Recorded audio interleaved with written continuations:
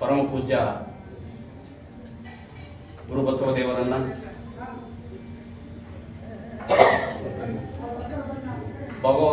ರೋಗ ವೈದ್ಯನಾದಂಥ ಸದ್ಗುರು ಸಿದ್ಧಾರೂಢರನ್ನ, ಧಾರವಾಡದ ಮುತ್ತೈದೆಪ್ಪಗಳನ್ನ, ಉಣಕಲ್ ಸಿದ್ದೇಶ್ವರರನ್ನ ಹಾಗೂ ಈ ಜಗತ್ತಿಗೆ ಜ್ಞಾನ ದಾಸೋಹವನ್ನು ನೀಡಿ ಬಯಲಲ್ಲಿ ಬಯಲಾದಂಥ ಸಿದ್ದೇಶ್ವರಪ್ಪಗಳನ್ನ ಮತ್ತು ಕೊಪ್ಪಳದ ಗವಿಮಠದ ದಯಾಗನ ಗವಿಸಿದ್ದೇಶ್ವರರನ್ನ ಈ ಸಂದರ್ಭದಲ್ಲಿ ಮತ್ತು ಗುರು ಬಸವದೇವರ ಸದ್ಗುರುಗಳಾದಂಥ ಪರಮ ಪೂಜ್ಯ ಶಿವಾನಂದಪ್ಪಗಳನ್ನು ಸ್ಮರಿಸ್ತಾ ಈ ಒಂದು ಕಾರ್ಯಕ್ರಮವನ್ನು ಪ್ರಾರಂಭ ಮಾಡ್ತಾ ಇದ್ದೇವೆ. ಬಂಧುಗಳೇ, ಗುರು ಬಸವದೇವರು ಇದೇ ಗಾಮನಗಟ್ಟಿಯ ಈರಪ್ಪ ಮತ್ತು ಕಲ್ಲಮ್ಮ ದಂಪತಿಯ ಪುಣ್ಯಗರ್ಭದಲ್ಲಿ ಜನಿಸಿ ಬಡತನದ ಬೇಗೆಯಲ್ಲಿ ಬೆಂದು ಕಷ್ಟದ ದಿನಗಳನ್ನು ಅನುಭವಿಸಿ ಕೂಲಿ ನಾಲಿ ಮಾಡಿ ಜೀವನ ಸಾಗಿಸ್ತಕ್ಕಂಥ ಸಂದರ್ಭದಲ್ಲಿ ಸಿದ್ಧಾರೂಢರ ಕೃಪಾಶೀರ್ವಾದದಿಂದ ಅವರಿಗೆ ಈ ಒಂದು ಪ್ರಾಪಂಚಿಕ ಜೀವನದ ಬಗ್ಗೆ ಆಸಕ್ತಿ ಕಡಿಮೆಯಾಗಿ ಪಾರಮಾರ್ಥಿಕ ಸುಖವೇ ಶ್ರೇಷ್ಠ ಅಂತಕ್ಕಂಥ ಒಂದು ನಿಲುವಿಗೆ ಬದ್ಧರಾಗಿ ಅವರ ಗೆಳೆಯರಾದಂಥ ಫಕೀರಪ್ಪ ಮನಗುಂಡಿ ಅವರ ಜೊತೆಗೆ ಶಿವಾನಂದ ಮಠಕ್ಕೆ ಗದಗ ಇಲ್ಲಿಗೆ ಅವರು ಶಿವಾನಂದ ಮಠದಲ್ಲೇ ನಾವು ಹೋಗಿ ಪರಮ ಪೂಜ್ಯ ಶಿವಾನಂದ ಸ್ವಾಮಿಗಳ ಶಿಷ್ಯರಾಗಿ ನಾವು ಜೀವನವನ್ನು ಸಾಗಿಸಬೇಕಂತ ಘನ ಉದ್ದೇಶದಿಂದ ಅವರು ಶಿವಾನಂದ ಮಠಕ್ಕೆ ಹೋಗ್ತಾರೆ. ಆ ಶಿವಾನಂದ ಮಠದಲ್ಲಿ ಹೋದಂತ ಸಂದರ್ಭದಲ್ಲಿ ಈ ಇಬ್ಬರನ್ನ ಗೆಳೆಯರನ್ನ ಅವರು ಬಹಳ ಇದರಿಂದ ನೋಡ್ತಾರೆ, ಸಂಶಯದಿಂದ ನೋಡ್ತಾರೆ. ಯಾಕಂದ್ರೆ ಇವರು ನೋಡ್ಲಿಕ್ಕೆ ಇಬ್ರು ಪೈಲ್ವಾನ್ ತರ ಇರ್ತಾರೆ. ಅಂತ ಸಂದರ್ಭದಲ್ಲಿ ಅವ್ರನ್ನ ಪರೀಕ್ಷಿಸಿ ಅವರು ತಮ್ಮ ಒಂದು ಮಠದಲ್ಲೇ ಕೆಲಸ ಕಾರ್ಯಗಳಿಗೆ ನಿಯೋಜಿಸಿಕೊಳ್ತಾರೆ. ಆ ಒಂದು ಕಾರ್ಯದಲ್ಲಿ ನಮ್ಮ ಫಕೀರಪ್ಪ ಮನಗುಡಿ ಅವರು ಅವರ ತಂದೆ ತಾಯಿಗಳ ಕರೆಗೆ ಹೋಗ್ಬಿಟ್ಟು ವಾಪಸ್ ಒಬ್ಬರೇ ಬರ್ತಾರೆ. ಆದ್ರೆ ಗುರು ಬಸವದೇವರು ಮಾತ್ರ ಶಿವಾನಂದ ಮಠದಲ್ಲಿ ಹೊಲದಲ್ಲಿ ಗಳೆ ಹೊಡಿತಾ, ಮಠದಲ್ಲಿ ಎತ್ತುಗಳ ದನಕರುಗಳ ಸೇವೆಯನ್ನು ಮಾಡ್ತಾ, ಸಗಡೆಯನ್ನು ಬಾಸ್ತಾ ಮಠದ ಒಂದು ಎಲ್ಲ ಕೆಲಸ ಕಾರ್ಯಗಳಲ್ಲಿ ತೊಡಗುತ್ತಾರೆ. ಇವರ ಒಂದು ಕೆಲಸ ಕಾರ್ಯಗಳನ್ನ ಗಮನಿಸಿ ಶಿವಾನಂದ ಅಪ್ಪುಗಳು ಇವರಿಗೆ ತಮ್ಮ ಅಂಗ ಸೇವಕನನ್ನಾಗಿ ತೆಗೆದುಕೊಳ್ತಾರೆ. ಇವರು ಬಹಳ ಶಿಸ್ತುಬದ್ಧ ಜೀವನ, ಅಷ್ಟೇ ನಿಯತ್ತಿನ ಒಂದು ಇದನ್ನೆಲ್ಲ ಕಾರ್ಯವನ್ನ ನೋಡಿ ಶಿವಾನಂದ ಜಗದ್ಗುರುಗಳು ಅವ್ರು ಏನ್ ಮಾಡ್ತಾರೆ ಅಂದ್ರೆ ಅವರ ಅಂಗ ಸೇವಕನಾಗಿ ಮಾಡ್ಕೊಂತಾರೆ. ಅಂಗ ಸೇವಕನಾಗಿ ಮಾಡಿಕೊಂಡಂತ ಸಂದರ್ಭದಲ್ಲಿ ಗುರು ಬಸವ ದೇವರು ಗುರುಗಳು ಎಲ್ಲಿ ಹೋಗ್ತಾರೆ ಅಲ್ಲಿ ಹೋಗಿ ಪ್ರವಚನವನ್ನು ಕೇಳೋದು, ಪ್ರವಚನವನ್ನು ಮಾಡ್ತಕ್ಕಂಥ ಒಂದು ಕಲೆಯನ್ನು ಅವರು ಸಿದ್ಧಿಸಿಕೊಳ್ತಾರೆ. ಇವರು ಆಧ್ಯಾತ್ಮದಲ್ಲಿ ಪ್ರಬುದ್ಧರಾದಂತಹ ಸಂದರ್ಭದಲ್ಲಿ ಪರಮ ಪೂಜ್ಯ ಶಿವಾನಂದ ಗುರುಗಳು ಇವರನ್ನ ಹರಸಿ ಹಾರೈಸಿ, ಇನ್ನು ಮೇಲೆ ನೀನು ಈ ಮಠದಲ್ಲಿ ಇರತಕ್ಕಂಥದ್ದು ಅವಶ್ಯಕತೆ ಇಲ್ಲ. ನೀನು ಬೇಕಾದಷ್ಟು ಬಹಳ ಪ್ರಬುದ್ಧನಾಗಿದೆ ಆಧ್ಯಾತ್ಮಿಕದಲ್ಲಿ. ನೀನು ಲೋಕ ಕಲ್ಯಾಣ ಮಾಡುವ ಒಂದು ಘನ ಉದ್ದೇಶ ಇದೆ. ನೀನು ಲೋಕ ಕಲ್ಯಾಣ ಮಾಡುವ ಉದ್ದೇಶಕ್ಕಾಗಿ ನೀನು ಪ್ರವಚನದ ಮೂಲಕ ಜಗತ್ ಕಲ್ಯಾಣವನ್ನು ಮಾಡು. ಅಧ್ಯಾತ್ಮದ ಒಂದು ಜ್ಞಾನದ ಬೋಧೆಯನ್ನು ಜನರಿಗೆ ತಿಳಿಸುವಂತಕ್ಕಂಥ ಒಂದು ನಿಲುವಿನಲ್ಲಿ ಅವರಿಗೆ ಆಶೀರ್ವಾದ ಮಾಡಿ ಕಳಿಸಿಕೊಡ್ತಾರೆ. ಆ ಕಳಿಸಿಕೊಡುವಂತಹ ಸಂದರ್ಭದಲ್ಲಿ ಮಾನ್ಯ ಇವು ಪರಮ ಪೂಜ್ಯ ಗುರುಬಸವದೇವರು ದಾಮನಗಟ್ಟಿಗೆ ಬಂದು ಮತ್ತು ಬೇರೆ ಬೇರೆ ಸ್ಥಳಗಳಲ್ಲಿ ಅವರು ಪ್ರವಚನವನ್ನು ಮಾಡಿ ಕೊನೆಯಲ್ಲಿ ಇಲ್ಲೇ ನಮ್ಮ ಈ ಒಂದು ಪವಿತ್ರ ಸ್ಥಳದಲ್ಲಿ ಅವರು ಲಿಂಗೈಕ್ಯರಾಗ್ತಾರೆ. ಆ ಲಿಂಗೈಕ್ಯರಾಗಿ ಈಗ 47 ವರ್ಷಗಳಾಯಿತು. ಅವರ ಸಮಾಧಿ ಸ್ಥಿತರಾದಂಥ ಈ ಒಂದು ಪವಿತ್ರ ಸ್ಥಳದಲ್ಲಿ ಆ ಒಂದು ಸ್ಥಳವನ್ನ ನೀಡಿದಂಥ ಈ ಒಂದು ಜಾಗವನ್ನ ಮಠಕ್ಕೆ ನೀಡಿದಂಥ ಫಕೀರಪ್ಪ ಮನುಗುಂಡಿ ಅವರನ್ನ ಮತ್ತು ನಮ್ಮ ನಾರಾಯಣಪುರ ಅವರ ಫಕೀರಪ್ಪ ನಾರಾಯಣಪುರವನ್ನು ಈ ಸಂದರ್ಭದಲ್ಲಿ ನಾವು ಸ್ಮರಿಸಲೇಬೇಕು. ಯಾಕಂದ್ರೆ ಈ ಒಂದು ಪವಿತ್ರ ಸ್ಥಳ ಆಗಲಿಕ್ಕೆ ನಮ್ಮ ಗುರು ಬಸವದೇವರಿಗೆ ಅವರು ಬಹಳಷ್ಟು ಅನುಕೂಲವನ್ನು ಮಾಡಿಕೊಟ್ಟಿದ್ದಾರೆ. ಈ ಒಂದು ಜಾಗ, ಈ ಒಂದು ಪವಿತ್ರ ಕ್ಷೇತ್ರ ಆಗಲಿಕ್ಕೆ ಕಾರಣ ಅವರಿಬ್ರು ಹಿರಿಯರು ಕಾರಣ. ಆ ಒಂದು ಸ್ಥಳವನ್ನ ಗುರು ಬಸವ ದೇವರ ಒಂದು ಸಂಕಲ್ಪದಂತೆ ಸದಾ ಇಲ್ಲಿ ಪ್ರವಚನ ಆಧ್ಯಾತ್ಮಿಕ ಇದು ಸದಾ ನಡೀತಾ ಇರಬೇಕಂತಕ್ಕಂಥ ಒಂದು ಉದ್ದೇಶಕ್ಕಾಗಿ ಇಲ್ಲಿ ಒಂದು ಕಾರ್ಯಕ್ರಮವನ್ನು ಅವರು ಮನಸ್ಸಿನಲ್ಲಿ ಇಟ್ಟುಕೊಂಡಿದ್ರು. ಅದೇ ರೀತಿಯಾಗಿ ಇವತ್ತು ಅವರ ಒಂದು 47ನೇ ಪುಣ್ಯಾರಾಧನಾ ಕಾರ್ಯಕ್ರಮವನ್ನ ನಮ್ಮ ಈ ಟ್ರಸ್ಟ್ ಕಮಿಟಿ ಅಧ್ಯಕ್ಷರಾದಂಥ ಹಿರಿಯರು ಆದಂಥ ಆಧ್ಯಾತ್ಮಿಕ ಚಿಂತಕರು ಆದಂಥ ಅಜ್ಜಪ್ಪಣ್ಣ ಹೊರಕೆರೆ ಅವರು ಒಂದು ಮನಸ್ಸು ಮಾಡಿ ಇಲ್ಲಿ ಒಂದು ಕಾರ್ಯಕ್ರಮವನ್ನ ಮಾಡಲಿಕ್ಕೆ ಆಯೋಜನೆ ಮಾಡಲಿಕ್ಕೆ ಅವರು ಕಾರಣಕರ್ತರು. ಈ ಒಂದು ಉದ್ದೇಶಕ್ಕಾಗಿ ಒಂದು ಕಾರ್ಯಕ್ರಮವನ್ನು ನಾವು ಹಮ್ಮಿಕೊಂಡಿದ್ದೀವಿ. ಈ ಶ್ರೀಯುತ DC ಕೆಂಚನಗೌಡರು ನಿವೃತ್ತ ಉಪನ್ಯಾಸಕರು, ಅವರು ಸ್ವಲ್ಪ ಆಧ್ಯಾತ್ಮಿಕ ಕುರಿತು ಒಂದೆರಡು ಮಾತುಗಳನ್ನ ಮಾತಾಡಬೇಕು ಅಂತ ಹೇಳಿ ಅವ್ರನ್ನ ವಿನಂತಿ ಮಾಡ್ತಾರೆ. ಜರ್ಮನ್ ದೇಶದ ಮಹಾ ವಿದ್ವಾಂಸರು ಮ್ಯಾಕ್ಸ್ ಮೊಲ್ಲರವರು ಹೇಳಿದ್ದಾರೆ, ಬೇರೆ ದೇಶದವರು ನಮ್ಮ ದೇಶದ ಬಗ್ಗೆ ಬಹಳಷ್ಟು ಪವಿತ್ರ ಹೇಳ್ತಾರೆ. ಹಾಗೆ ಅವರು ಅನೇಕ ಸಂತರನ್ನು ನಾವು ಕಂಡಿದ್ದೇವೆ, ಅನೇಕ ಸಂತರನ್ನು, ಅನೇಕ ಜ್ಞಾನಿಗಳನ್ನು ನಾವು ಇಲ್ಲಿ ಕಂಡಿದ್ದೇವೆ. ಯುರೋಪ್ ದೇಶದಲ್ಲಿ ಸಂತರ ಸಂಘ ಇನ್ನೂ ಮಂಜುಗಟ್ಟುತ್ತಲೇ ಭಾರತ ದೇಶದಲ್ಲಿ ಸೂರ್ಯನ ಕಡೆಗೆ ಜ್ಞಾನೋದಯವಾಗಿತ್ತು. ಅಂದ್ರೆ ಭಾರತ ದೇಶ ಬಹಳಷ್ಟು ಮುಂದುವರೆದಂತ ಪವಿತ್ರವಾದಂತ ದೇಶ ಅಂತ ಹೇಳಿ ಬೇರೆ ದೇಶವರು ನಮ್ಮ ದೇಶವನ್ನು ಹಾಡಿ ಹೊಗಳಿದ್ದಾರೆ. ಹಂಗಾರೆ ಇಲ್ಲಿ ಅಂತಹದ್ದೇನಿದೆ ಅನ್ನೋದನ್ನು ನೀವೆಲ್ಲರೂ ಅವಲೋಕನ ಮಾಡ್ತಕ್ಕಂಥದ್ದು. ಇಲ್ಲಿ ನಮಗೆ ಅನೇಕ ದೇಶದಲ್ಲಿ ಅನೇಕ ವಿದ್ವಾಂಸರು ಆಗಿ ಹೋಗಿದ್ದಾರೆ. ಚೀನಾ, ಜಪಾನ್ ದೇಶದಲ್ಲಿ ಜೈನ್ ಗುರುಗಳು, ಆಮೇಲೆ ಜರ್ಮನ್ ದೇಶದಲ್ಲಿ ಅನೇಕ ವಿದ್ವಾಂಸರು, ವಾಕ್ಸ್ವೆಲ್ಲರು, ಮತ್ತು ಅದೇ ರೀತಿಯಾಗಿ ಚೀನಾ ದೇಶದಲ್ಲಿ ವಾಪೋಕ್ಸ್ ಮತ್ತು ಮುಲ್ಲಾರವರು ಆಗಿದ್ದಾರೆ. ಅದೇ ರೀತಿಯಲ್ಲಿ ಗ್ರೀಕ್ ದೇಶದಲ್ಲಿ ಸ್ಯಾಕ್ರೆಟಿಸ್, ಆಮೇಲೆ ಪ್ಲೋಟೋ, ಆಮೇಲೆ ಇನ್ನು ಅನೇಕ ಮಹಾನುಭಾವರು ತಮ್ಮದೇ ಆದಂತ ಇವುಗಳನ್ನು ಇಲ್ಲಿ ಕಂಡುಕೊಂಡಿದ್ದಾರೆ. ಹಂಗಾರೆ ಇವರೆಲ್ಲರೂ ಮಾಡಿ ಹೋದಂತ ಒಂದು ಯೋಗದಿಂದ ಇವತ್ತು ಜಗತ್ತೇನಾಗಿದೆ ಅಂದ್ರೆ ಬಹಳಷ್ಟು ಇದನ್ನ ತಮ್ಮದೇ ಆದಂತ ಇದರೊಳಗೆ ನೆಲೆಗಟ್ಟು ಕಂಡಿದೆ, ಬಹಳಷ್ಟು ಶ್ರೀಮಂತವಾಗಿದೆ. ಬಹಳಷ್ಟು ಇವತ್ತು ಅವರು ಆಡಿದಂತ ಸಾವಿರಾರು ವರ್ಷಗಳ ಹಿಂದೆ ಆಡಿದಂತ ಅವರ ಮಾತುಗಳು ಇವತ್ತು ಕೂಡ ಜಗತ್ತಿನಾದ್ಯಂತ ತೇಲ್ತಾ ಇರ್ತದೆ. ಹಂಗಾರೆ ಇಲ್ಲಿ ನಾವೆಲ್ಲರೂ ಹೊರಗಿನ ಜಗತ್ತಿನೊಳಗೆ ಹೊರಗೆ ನಾವು ಬಹಳಷ್ಟು ಶ್ರೀಮಂತರಿದ್ದೇವೆ, ಆದ್ರೆ ಒಳಗೆ ಜಗತ್ತಿನಲ್ಲಿ ಒಳ ಅಂತರಂಗದಲ್ಲಿ ನಾವು ಶ್ರೀಮಂತರಿಲ್ಲ. ಹಂಗಾರೆ ಒಳಗೆ ನಾವು ಶ್ರೀಮಂತರ ಆಗ್ಬೇಕಾದ್ರೆ ನಾವು ಏನನ್ನು ಪರಿಪಾಲನೆ ಮಾಡಬೇಕು, ಹೇಗೆ ಅನ್ನೋದನ್ನು ನಾವು ತಿಳ್ಕೊಳ್ಬೇಕು. ಇಲ್ಲಿ ನಾವು ಯಾವುದೇ ಒಂದು ಇದನ್ನ ಮಾಡ್ತಾ ಹೋದ್ರೆ ಅಲ್ಲಿ ಇದನ್ನ ವ್ಯಾಪಾರಿ ಇರ್ಬೋದು, ಆಮೇಲೆ ಉದ್ಯೋಗ ಇರ್ಬೋದು, ಇನ್ನು ಅನೇಕ ಕೆಲಸಗಳಿರ್ಬೋದು. ಇಲ್ಲಿ ಬಂದು ಸೇರಿದಾಗ ನೀವೆಲ್ಲರೂ ಇದಕ್ಕೆ ಎಲ್ಲರೂ ಒಂದೇ. ಸತ್ಯದ ಮುಂದೆ ನಾನ್ಯಾರು ನೀವ್ಯಾರು, ಸತ್ಯವನ್ನು ಅರಿಯೋದೇ ಇಲ್ಲಿ ಬಹಳಷ್ಟು ಸಂಗತಿ. ಇವತ್ತು ಒಬ್ಬ ವ್ಯಕ್ತಿ ಭಿಕ್ಷುಕನಾಗಿ 5 ವರ್ಷದ ಬಾಲಕ ದಾರಿ ಒಳಗೆ ಹೋಗ್ತಾ ಇದ್ದಾಗ ಅವನು ಹೇಳಿದ್ನಂತೆ, ಏನಂದ್ರೆ ನಾನು ಭಿಕ್ಷುಕನಲ್ಲ, ನನಗೆ ಹಸಿವಾಗಿದೆ, ತಾಯಿಯ ಕರುಣೆ ಇಲ್ಲ, ತಂದೆಯ ಆಸರೆ ಇಲ್ಲ, ಜನರ ಬೆಂಬಲವಿಲ್ಲ.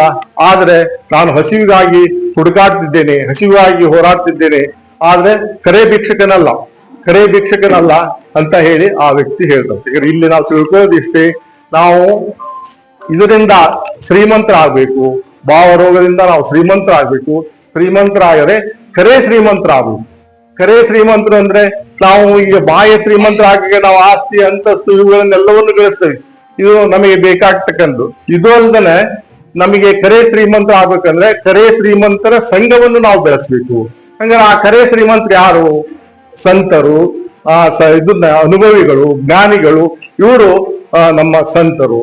ಅವರು ಸಂತರು ಅಂದ್ರೆ ನಮಗೆ ನೇರವಾಗಿ ಹೇಳ್ಬೇಕಂದ್ರೆ ಅವರು ಬೆಳಕು, ದೀಪ, ಜ್ಯೋತಿ. ಇವತ್ತೆಲ್ಲರೂ ಇಲ್ಲಿ ಬಂದಿದ್ದಾರೆ, ಅವರೆಲ್ಲರೂ ನಮಗೆ ನೀಡತಕ್ಕಂಥ ಅನುಭವದ ಮಾತುಗಳು, ಜ್ಞಾನದ ಮಾತುಗಳು, ಅವುಗಳನ್ನು ನಾವು ಕೇಳ್ತಾ ಇಲ್ಲಿ ನಾವು ನಮ್ಮನ್ನೇ ನಾವು ಮರಿಬೇಕು. ಇಲ್ಲಿ ನಾವು ನಮ್ಮನ್ನು ನಾವು ಮರೆತಾಗ ಮಾತ್ರ ಇದು ಸತ್ಸಂಗ ಆಗುತ್ತೆ. ಇಲ್ಲಿ ನಾವು ಯಾರು ದೊಡ್ಡವರು ಸಣ್ಣವರು ಯಾರು ಇಲ್ಲೆಲ್ಲ ಬಿಟ್ಬಿಡು, ಗಂಡು ಹೆಣ್ಣು ಭೇದ ಭಾವ ಎಲ್ಲವನ್ನು ಬಿಟ್ಟು ನಾವಿಲ್ಲಿ ಮೈ ಮರಿಬೇಕು. ಅಂದ್ರೆ ಆ ಸತ್ಸಂಗಕ್ಕೆ ಒಂದು ಒಳ್ಳೆ ಇದು ಸಿಗ್ತತಿ. ಆಮೇಲೆ ಅದಕ್ಕೆ ಇದನ್ನ ಮಾಡ್ತಕ್ಕಂಥ ಒಂದು ಇದು ಸಿಗುತ್ತೆ. ಹಂಗಾರೆ ಕರೆ ಶ್ರೀಮಂತರು ಅಂದ್ರೆ ಈ ಜ್ಞಾನಿಗಳು ಅನುಭವವನ್ನು ಸಂತರು ಮಾಡ್ತಕ್ಕಂಥ ಇದನ್ನ ನಾವು ಹಂಚ್ಕೊಳ್ಬೇಕು, ಇಲ್ಲ ಜ್ಞಾನವನ್ನು ಹಂಚ್ಕೊಳ್ಬೇಕು. ಹಂಗಾರೆ ಅವರೇ ಸಂಘ ಮಾಡ್ಬೇಕು. ನೋಡ್ರಿ, ನಾವೀಗ ಯಾವ್ದಾದ್ರು ಒಂದು ಕಲ್ಲು ಸಕ್ಕರೆಯನ್ನು ನಾವು ಒಂದಸಲಕ್ಕನೆ ಕಲ್ಲು ಸಕ್ಕರೆಯನ್ನು ನಾವು ಒಂದಸಲಕ್ಕೆ ನುಂಗಿ ನೀರು ಕುಡಿದ್ರೆ ನಮಗೆ ಅದರ ಅನುಭವ ಸಿಗೋದಿಲ್ಲ. ಆ ಕಲ್ಲು ಸಕ್ಕರೆಯನ್ನು ನಾವು ಬಾಯಲ್ಲಿ ಇಟ್ಕೊಂಡು ಸರಿಯಾಗಿ ನೆನೆಸ್ತಾ ಸವಿತಾ ಕೊಂಡ್ರೆ ಅದರ ಆನಂದವೇ ಬೇರೆ. ಹಾಗೆ ಸತ್ಸಂಗ ಕೂಡ ಹಾಗೆ ನಾವು ಕೇಳಬೇಕು, ಆದ್ರೆ ಅದನ್ನ ಮೆಲುಕು ಹಾಕ್ತಾ ಇರ್ಬೇಕು. ಅಂದ್ರೆ ಅದು ಸತ್ಸಂಗ ಆಗುತ್ತೆ. ಆ ಸತ್ಸಂಗದಲ್ಲಿ ನೀಡ್ತಕ್ಕಂಥ ಶರಣರ ಅನುಭವದ ಮಾತುಗಳು ನಮಗೇನಾಗ್ತವೆ ಅಂದ್ರೆ ಬಹಳಷ್ಟು. ಇವತ್ತು ಒಂದು ಮಗು ಹೊರತೈತಿ, ತಾಯಿ ಆ ಮಗುವನ್ನೇನ್ ಮಾಡ್ತಾಳ ಅಂದ್ರೆ ಮಲಗಿಸ್ಬೇಕಂದ್ರೆ ಆಕೆಗೆ ಜೋಗುಳ ಆಡ್ತಕ್ಕಂಥ ಪದಗಳು ಮುಖ್ಯ ಅಲ್ಲ, ಹಾಡು ಮುಖ್ಯ ಅಲ್ಲ. ಮಗು ಆ ಪಲ್ಲವಿಗೆ ಮಲಗಬೇಕು, ಆ ಪಲ್ಲವಿಯಲ್ಲಿ ಮುಗಿತು. ಮಗಳ ಉದ್ದೇಶ ಇಲ್ಲಿ ಮುಖ್ಯವಾಗಿ ನಾನು ನೀನು ಹೇಳೋದಂದ್ರೆ, ಇಲ್ಲಿ ಜಗತ್ತಿನಲ್ಲಿ ಅತ್ಯಂತ ಶಾಂತಿ ಪ್ರಿಯವಾದಂತ ನಮ್ಮ ಶಾಂತಿ ಎಲ್ಲವೂ ಸಿಗ್ತತಿ. ಇವತ್ತು ಜಗತ್ತಿನಲ್ಲಿ ಶಾಂತಿ ಸಿಗೋದಿಲ್ಲ. ಆ ಶಾಂತಿಯನ್ನು ಹುಡುಕ್ಬೇಕಾದ್ರೆ ನಾವು ಇಂಥ ಸತ್ಸಂಗಕ್ಕೆ ಬರಬೇಕು, ಎಲ್ಲ ಸೇರ್ಬೇಕು, ಅನುಭವಿಗಳ ಮಾತುಗಳನ್ನು ಕೇಳ್ಬೇಕು, ಅವುಗಳನ್ನ ಹಾಗೆ ಬಿಡಬಾರ್ದು, ಮೆಲುಕು ಹಾಕ್ತಾ ಇರ್ಬೇಕು. ಹೀಗೆ ಈ ಸತ್ಸಂಗದ ಅನುಭವವನ್ನು ಸವಿತಾ ನಾವು ನೀವೆಲ್ಲರೂ, ಇನ್ನು ಅನೇಕ ಶರಣರಿದ್ದಾರೆ, ಅವರ ಅನುಭವದ ಮಾತುಗಳನ್ನು ಕೇಳಿ ಅವುಗಳ ಪರಿಪಾಲನೆ ಮಾಡೋಣ ಹೇಳಿ ನನಗೆ ಇಲ್ಲಿ ಕರೆದು ಇದನ್ನ ಮಾಡ್ಲಿಕ್ಕೆ ಒಂದು ಧನ್ಯವಾದಗಳು.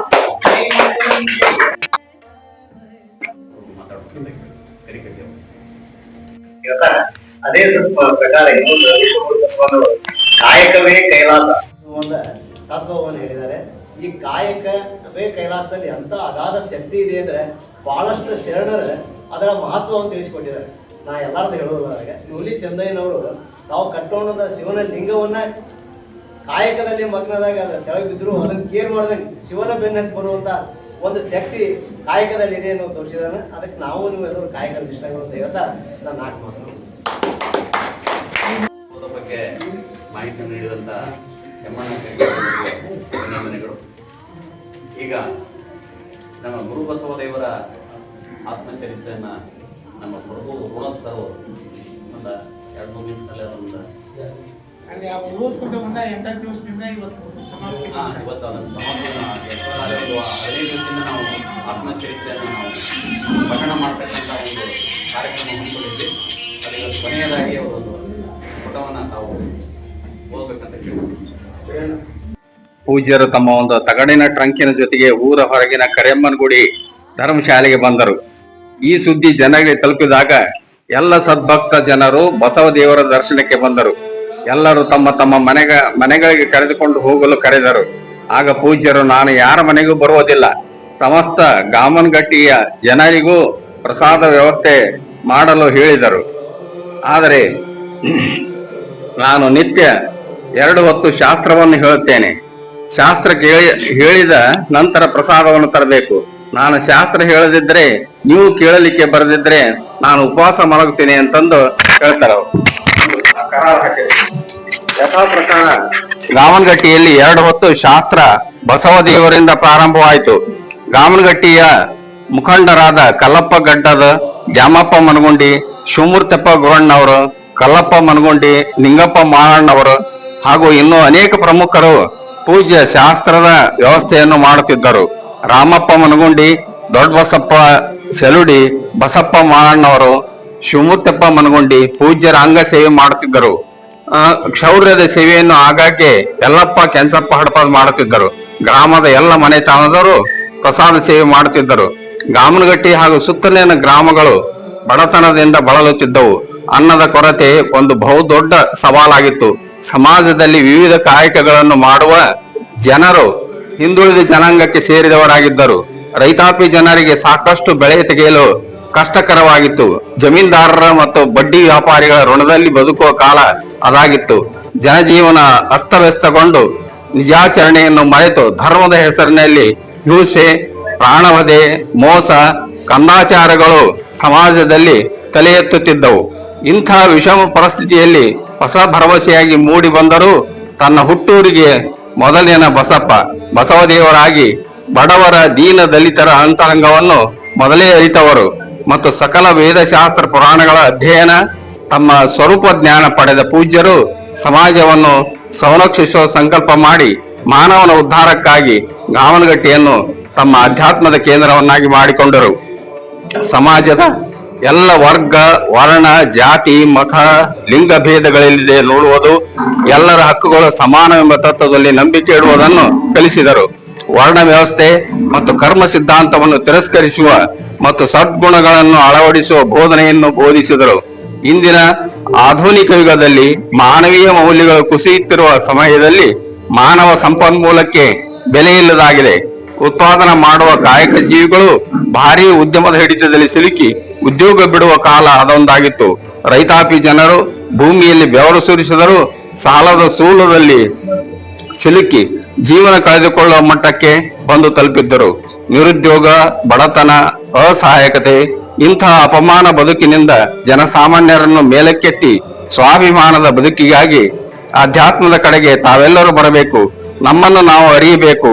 ತನ್ನನ್ನು ತಾನು ಅರಿದೊಡೆ ಶರಣ, ಮರೆದೊಡೆ ಮಾನವ ಎಂದು ಶರಣ ಜೀವನಕ್ಕೆ ಕಾಲಿಡೋಣ ಎಂದು ಹೇಳುತ್ತಿದ್ದರು. ಇಷ್ಟಕ್ಕೆ ನಾನು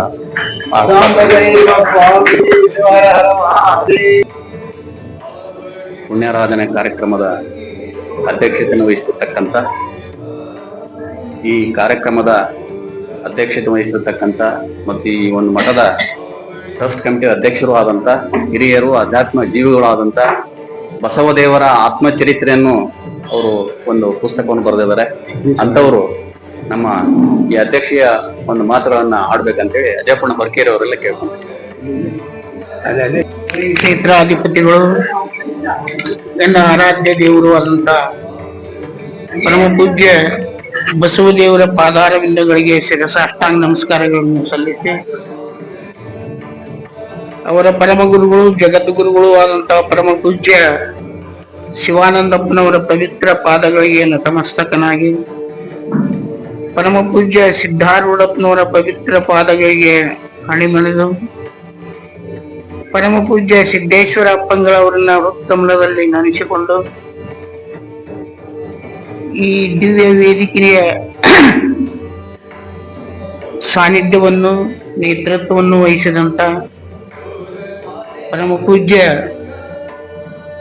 ಬಸವ ಸಮರ್ಥ ಸ್ವಾಮಿಗಳು,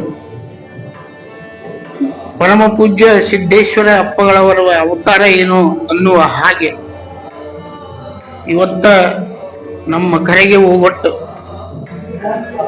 ಇಲ್ಲಿಗೆ ಆಗಮಿಸಿದ್ದಾರೆ. ಅವರನ್ನ ನಾನು ಅತ್ಯಂತ ನಮ್ಮ ಮಠದ ಎಲ್ಲ ಸದ್ಭಕ್ತರ ಪರವಾಗಿ ಸ್ವಾಗತ ಬಯಸಿ, ನಿನ್ನೆಯ ಪರ್ಯಂತ ಈ ವೇದಿಕೆಯ ಪಾವನ ಸಾನ್ನಿಧ್ಯವನ್ನು ವಹಿಸಿದಂತ ಪೂಜ್ಯನೀಯ ಶಿವಶರಣೆ ಶಾಂತಮ್ಮ ತಾಯಿ ಅವರ ಪಾದಾರವಿಂದಗಳಿಗೆ ನಮಸ್ಕರಿಸಿ, ಪೂಜ್ಯ ಮಡಿವಾಳೇಶ್ವರ ಮಹಾಸ್ವಾಮಿಗಳವರ ಅಡಿದಾವರಿಗಳಿಗೆ ನಮಸ್ಕರಿಸಿ, ಶಿವಾನಂದಪ್ಪ ಅವರ, ಕಸ್ತೂರಿಬಾಯಿ ಅವರ ಪಾದಗಳಿಗೂ ನಮಸ್ಕರಿಸಿ, ಇವತ್ತಿನ ಈ ಪುಣ್ಯಾರಾಧನೆಯ ಕಾರ್ಯಕ್ರಮದ ನಿಮಿತ್ತವಾಗಿ ನಮ್ಮ ಕರೆಗೆ ಹೂಗೊಟ್ಟು ಇಡೀ ಅವರ ಮಂಟನನ ಪರಮ ಪೂಜ್ಯ ಬಸವದೇವರ ಶಿಷ್ಯಂದಿರು. ಅಂಥ ಒಬ್ಬ ಮಂಟನದ ಚೆಮ್ಮಣ್ಣ ಕರಿಕಟ್ಟೆ ಅವರು. ಕರಿಕಟ್ಟೆ ಅವ್ರನ್ನ ನಮ್ಮ ಸಿದ್ಲಿಂಗಪ್ಪ ಮಳ್ಳೂರವರು ನಮ್ಮ ಈ ಸಂಸ್ಥೆಯ ಒಬ್ಬ ಸದಸ್ಯರು, ಪರಮ ಪೂಜ್ಯ ಬಸವದೇವರ ಅತ್ಯಂತ ಪ್ರೀತಿಯ ಶಿಷ್ಯರು. ಅವ್ರಿಗೂ ಸ್ವಾಗತ ಬಯಸಿ ಇಲ್ಲಿ ಸಮಾವೇಶಗೊಂಡಂತ ಆತ್ಮೀಯ ಎಲ್ಲ ಶರಣು ಬಂಧುಗಳಿಗೆ ಹಾಗೂ ತಾಯಂದಿರಿಗೆ ಅನಂತ ಅನಂತ ನಮಸ್ಕಾರಗಳು. ಪರ್ಯಂತರ ನಮ್ಮ ಪ್ರಭು ಋಣರು ಪರಮ ಪೂಜ್ಯ ಬಸವದೇವರ ಆತ್ಮಚರಿತ್ರೆಯನ್ನ ಓದ್ತಾ ಇದ್ದ. ಅವರ ಒಂದು ಪುಣ್ಯಾರಾಧನೆಯ ಕಾರ್ಯಕ್ರಮದ ನಿಮಿತ್ತವಾಗಿ ನಮಗ ಈ ವಿಷಯಗಳನ್ನ ಯಾವ ವಿಷಯದ ಮೇಲೆ ಮಾತನಾಡಬೇಕು ಅನ್ನುವ ಒಂದು ಸೂಚನೆಯನ್ನ ನಮ್ಮ ಶಿವಶರಣೆ ಶಾಂತಮ್ಮ ತಾಯಿಯವರು ಆ ವಿಷಯದ ಮೇಲೆ ಮಾತನಾಡಬೇಕು ನೀವು ಅಂತ ತಿಳ್ಕೊಂಡು 2 ವಿಷಯಗಳನ್ನ ಅವರ ಸೂಚನೆ ಮಾಡಿದರು.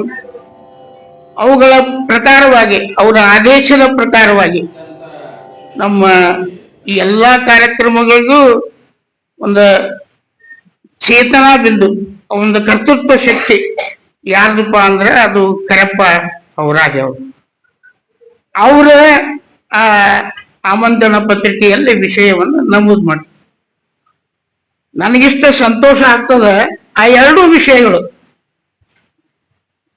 ಹರ ಪೂಜೆ, ಗುರು ಸೇವೆ, ವರ ಪುಣ್ಯ ಬರಿದೆ ಸುಖ ಭಾಗ್ಯ ತೋರುವುದೇ. ಎಷ್ಟು ಆ ಗುರುವಿನ ಸೇವೆಯನ್ನ, ಆ ಪರಮಾತ್ಮನ ಪೂಜೆಯನ್ನ, ಅದರ ಜೊತೆಗೆ ವರಪುಣ್ಯ. ಅದು ವರಪುಣ್ಯ ಅಂತಂದ್ರೆ ದೊಡ್ಡ ಅತ್ಯಂತ ಶ್ರೇಷ್ಠವಾದಂತ ಪುಣ್ಯ.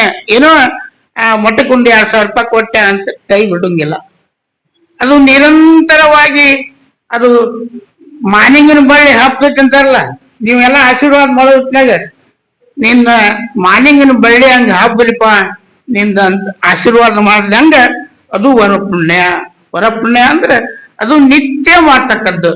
ಅದು ಅಂತ ಈ 3 ಒಂದು ಗುರು ಸೇವೆ, ಹರಪೂಜೆ, ವರಪುಣ್ಯ ಇವುಗಳನ್ನು ಮಾಡುವುದರಿಂದ ಮನುಷ್ಯ ತನ್ನ ನಿಜವನ್ನ ಅರಿತುಕೊಂಡು ಅತ್ಯಂತ ಪರಮ ಸುಖಿ ಆಗ್ತಾನ ಅನ್ನುವ ವಿಷಯವನ್ನ ನಮ್ಮ ಶಾಂತಪ್ಪನವರು ಬಹಳ ನಮಗೆ ಆ ವಿಷಯವನ್ನ ಇಟ್ಟಿದ್ದಕ್ಕ ಬಹಳ ಸಂತೋಷ ಆಗ್ತದ. ಇವತ್ತಿನ ವಿಷಯ ಗುರುವೇ ನಿಮ್ಮ ಕರುಣಗಳನ್ನ ತತ್ವದ ಇರಿವನು ಅರಿದು ಸುಖವಾಗಿತ್ತೆ. ಎಂತ 2 ಶಬ್ದಗಳು ಶ್ರೀಮನ್ ನಿಜಗುಣ ಶಿವಗಳವರ ಜ್ಞಾನ ಪ್ರತಿಪಾದನಾ ಸ್ಥಳದ 18ನೇ ಶ್ಲೋಕ ಇರ್ಬೋದು, ಬಹುತೇಕದ 54. ಯಾಕಂದ್ರೆ ನಾವು ಪ್ರಪಂಚಕ್ಕರು ನಮ್ಗೇನ್ ಗೊತ್ತಾಗ ಅವ್ರಿಗೆ ಆಗ ಆ ಶ್ಲೋಕವನ್ನ ಇಟ್ಟಿದ. ಎಷ್ಟು ಅತ್ಯಂತ ಮಹತ್ವವಾದಂತ ವಿಷಯ ಏನದ? ಗುರುವೇ ನಿನ್ನ ಕರುಣೆ. ಯಪ್ಪ ತಂದೆ ಗುರುವೇ, ನಿನ್ನ ಕೃಪಾ ಆಶೀರ್ವಾದದಿಂದ, ನಿನ್ನ ಕೃಪಾ ಆಶೀರ್ವಾದದಿಂದ ನನಗೆ ನಿನ್ನ ತತ್ವದ ಇರುವನು ಅರಿವನ್ ಮೊದಲ ಇರುವನು ಏನ ತತ್ವ ಅದ. ತತ್ವ ಅಂತಂದ್ರೆ ಏನ ಅದ, ಏನ ನಿಜ ಅದ, ಏನ ಕಣ್ಣಿಗೆ ಕಾಣ್ತದ, ಅದು ಇವತ್ತೂ ಇರ್ಬೇಕು, ನಾಳೆನೂ ಇರ್ಬೇಕು, ಹಿಂದೂ ಇರ್ಬೇಕು, ಮುಂದೂ ಇರ್ಬೇಕು. ಅಂಥ ತತ್ವ ಇರುವನು ನನಗೂ ಬೋಧನಾ ಮಾಡಿದಲ್ಪ. ಅದಕ್ಕೆ ನೀ ಅದನ್ನು ಬೋಧನಾ ಮಾಡ್ಲಿದ್ದಕ್ಕೆ ನಾನು ಯಾರದೀನಿ? ನನ್ನ ನಿಜವಾದ ಅರಿವನು ಹೇಳಿ ಅದನ್ನ ನನ್ನ ಜೀವನದೊಳಗೆ ಅಳವಡಿಸ್ಕೊಳ್ತಂತ ಹೇಳಿ ನಾನು ಏನಿದ್ದೇನೆ ನನ್ನ ನಿಜದ ಅರಿವನ್ನ ನೀನು ತಿಳಿಸಿಕೊಟ್ಟಿ.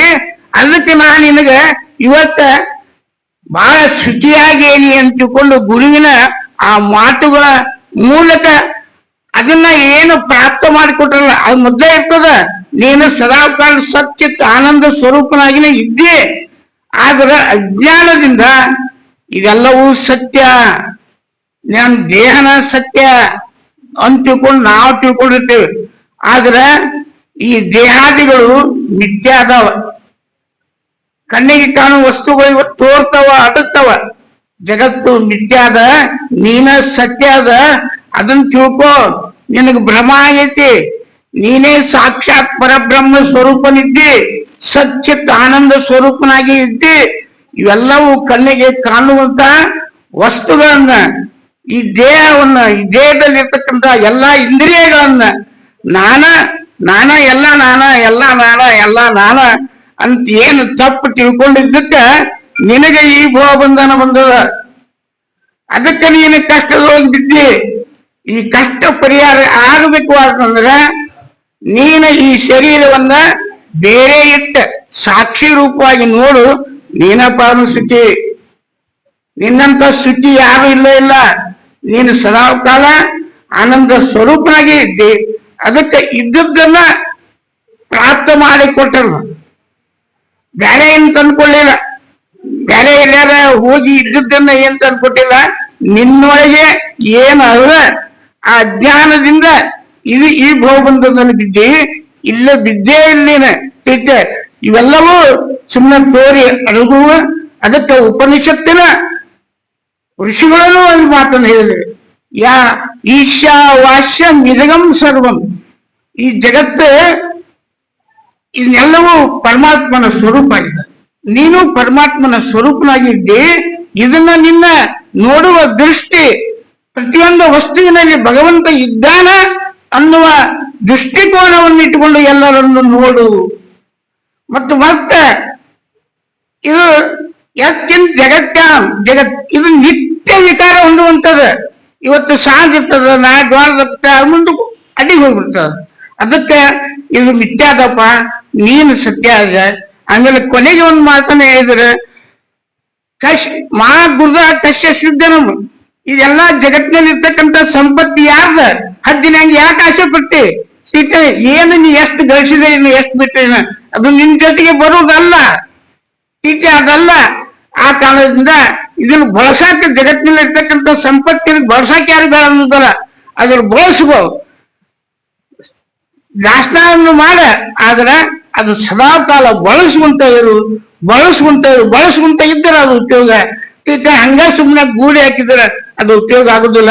ಆ ಕಾರಣದಿಂದ ಈ ಜಗತ್ತಿನಲ್ಲಿ ಇರ್ತಕ್ಕಂಥ ಸಂಪತ್ತು ಯಾವುದೇ ಇರಲಿ ಅದನ್ನ ನೀನು ಬಳಸ್ಕೊಂಡು ಅದನ್ನ ಹಿತಮಿತವಾಗಿ ಬಳಸಿ ದಾಸೋಹ ಅರ್ಪಣೆ ಮಾಡಿ ನಿನ್ನ ಜೀವನವನ್ನ ಪಾವನ ಮಾಡ್ಕೋ ಅಂತಿಕೊಂಡು ಬಹಳ ಮಾರ್ಮಿಕವಾಗಿ ಇದನ್ನೆಲ್ಲ ಬೋಧೆ ಮಾಡ್ದವ್ರು ಯಾರಂತಂದ್ರೆ ಗುರುಗಳು.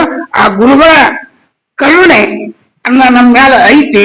ಆ ಕರುಣೆಯ ಪ್ರತಿಫಲವಾಗಿ ಇವತ್ತು ಅವ್ರ ಆರಾಧನೆ ಮಾಡೋದು, ಅವ್ರ ನೆನೆಸುವುದು, ಅವರ ಸ್ಮರಣೆಯನ್ನ ಮಾಡೋದು ಅಂತ ಕಾರ್ಯಕ್ರಮದೊಳಗೆ ಭಾಗಿಯಾದಂತ ತಾವೆಲ್ಲರೂ ಪುಣ್ಯವಂತರು ಅಂತ ತಿಳ್ಕೊಂಡು ಹೇಳಿ ತಮ್ಮೆಲ್ಲರಿಗೆ ಮತ್ತೊಮ್ಮೆ ನಮಸ್ಕಾರ ಮಾಡಿ ನಾನು ಮಾತುಗಳನ್ನು ಮುಗಿಸ್ತಿದ್ದೆ. ಈ ಜಡ ವಸ್ತು ನೀನೇ ಅಲ್ಲ, ಜಡ ದೇಹವೇ ಬೇರೆ, ನೀನೇ ಬೇರೆ, ನಿನ್ನನ್ನು ನೀನು ಅರಿಯಂತಕ್ಕಂತ ಮಾತನ್ನ ನಮ್ಮ ಅಧ್ಯಕ್ಷರು ಹೇಳಿದ್ದಾರೆ. ಅವರಿಗೆ ಅಭಿನಂದನೆಗಳು. ಈಗ ಶಿವಶರಣ ಶಾಂತಮ್ಮ ತಾಯಿಯವರು, ಶಿವಾನಂದ ಮಠ ಶಿಶುನಹಳ್ಳಿ ಅವರು, ಇವರು ಅಲ್ಲಿಂದ ಇಲ್ಲಿಗೆ ಬಂದಿದ್ದಾರೆ. ಅವರ ಅನುಭಾವಭೂತ ನುಡಿಗಳನ್ನ ತಾವು ಆಲಿಸ್ಬೇಕಂತೇಳಿ ಕೇಳಿ. ಸಾಗರವೇ, ಸುಜ್ಞಾನ ಸಾಗರವೇ, ಎನ್ನ ಮತಿಗೆ ಮಂಗಲವನಿದ್ದು ಬೇಗದಳು ಕೃಪೆಯಾಗು ಶ್ರೀ ಗುರು ಶಿವಾನಂದ. ಸಾಂಬ ಜೈ ನಮ ಪಾರ್ವತೀಶ್ವರ ಶ್ರೀಮದ್ ಜಗದ್ಗುರು ಶಿವಾನಂದ ಸ್ವಾಮಿ ಮಹಾರಾಜ್ ಕಿ ಜೈ. ಶ್ರೀ ಸಿದ್ಧಾರೂಢ ಸ್ವಾಮಿ ಮಹಾರಾಜ್ ಕಿ ಜೈ. ಶ್ರೀ ಬಸವಾನಂದ ಸ್ವಾಮಿ ಮಹಾರಾಜ್ ಕಿ ಜೈ. महात्मा बसवेश्वर महाराज की जय. शांभवी माता की जय. जय मंगलम जय नमः पार्वतीश्वर महादेव. त्रैलोक्य संपदालेख्य समोल्लेखन वितये सच्चिदानंद रूपाय शिवाय ब्रह्मणे नमः. ಸದ್ಗುರುಗಳವರ ದಿವ್ಯಡಿದಾವರುಗಳಲ್ಲಿ ಅನಂತ ದೀರ್ಘದಂಡ ನಮಸ್ಕಾರಗಳನ್ನು ಸಮರ್ಪಿಸಿ ಆರಾಧ್ಯ ದೈವ ಶ್ರೀಮದ್ ಜಗದ್ಗುರು ಶಿವಾನಂದ ಮಾಶ್ವಿ ಯೋಗೇಶ್ವರ ದಿವ್ಯಡಿದಾವರುಗಳಲ್ಲಿ ಶರಣೆಂದು, ಜಗದ್ಗುರು ಸಿದ್ಧಾರೂಢಜ್ಜನವರ ಶ್ರೀಚರಣಗಳಲ್ಲಿ ಶರಣೆಂದು, ಈ ಕಾರ್ಯಕ್ರಮಕ್ಕೆ ಕಾರಣೀಭೂತರಾಗಿರುವ ಜಗದ್ಗುರು ಶಿವಾನಂದಪ್ಪ ಅವರ ಕರುಣೆಗೆ ಪಾತ್ರರಾಗಿ ತಮ್ಮ ನಿಜವಾದ ಇರುವಿಕೆಯಲ್ಲಿದ್ದು ಆ ಇರುವಿಕೆಯಲ್ಲೇ ಇರುವ ಹಾಗೆ ಲೋಕದ ಜನರಿಗೆ ಉಪದೇಶವನ್ನು ಮಾಡಿ ಲಿಂಗೈಕ್ಯ ಆಗಿರುವ 47ನೆಯ ಪುಣ್ಯಾರಾಧನೆ ಆ ಪೂಜ್ಯ ಬಸವದೇವರ ಕರ್ತುಗತಿಗೆ ಅನಂತ ದೀರ್ಘದಂಡ ನಮಸ್ಕಾರಗಳನ್ನು ಸಮರ್ಪಿಸಿ ಈ ಒಂದು ಪುಣ್ಯಾರಾಧನೆ ಕಾರ್ಯಕ್ರಮಕ್ಕಾಗಿ ಪುಣ್ಯಾತ್ಮರು, ಸಮರ್ಥರು, ಅನುಭವಿಗಳಾಗಿರ್ತಕ್ಕಂಥ ಈ ಕಾರ್ಯಕ್ರಮದ ದಿವ್ಯ ಸಾನ್ನಿಧ್ಯದಲ್ಲಿ ಉಪಸ್ಥಿತರಿರ್ತಕ್ಕಂಥ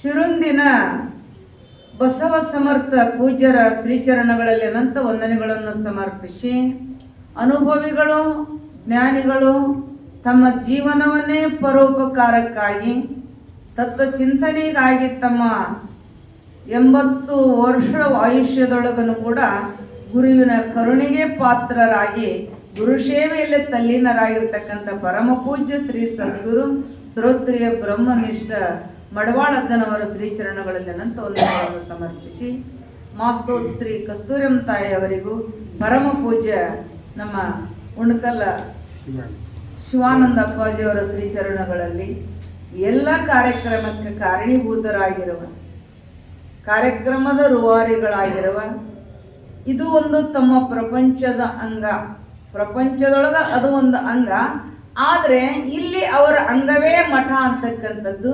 ಹಂಗ ಸೇವೆಯನ್ನು ಸಲ್ಲಿಸಿ ಈ ಎಲ್ಲ ಕಾರ್ಯಕ್ರಮದ ಅಧ್ಯಕ್ಷರು, ಮಠದ ಚೇರ್ಮನ್ರಾಗಿರ್ತಕ್ಕಂಥ ಸಾಧು ಪ್ರೇಮಿಗಳು, ಸಜ್ಜನ ಪ್ರಿಯಗಳು. ಯಾಕಂದ್ರೆ ಎಲ್ಲರ ಶಿಶುವಿನಹಳ್ಳಿ ಕಡೆ ಬಂದರು ಅಂದ್ರೆ ಶಿಶುವಿನಹಳ್ಳಿಗೆ ಬಂದೇ ಹೋಗ್ತಿದ್ದರು ಗುರುಗಳು. ಅವರು ಬಹಳ ಆತ್ಮೀಯರು, ಅಂತ ಮಾತೃ ಹೃದಯದವರಾಗಿರ್ತಕ್ಕಂಥ ಯಾವ ಪರಮ ಪೂಜ್ಯ ಶರಣರಾಗಿರುವ ನಮ್ಮ ಯಾವ ಅಜ್ಜಪ್ಪನವರು ಬರಕೇರಿಯವರಿಗೂ ಕೂಡ ಶರಣಾರ್ಥಿಗಳು.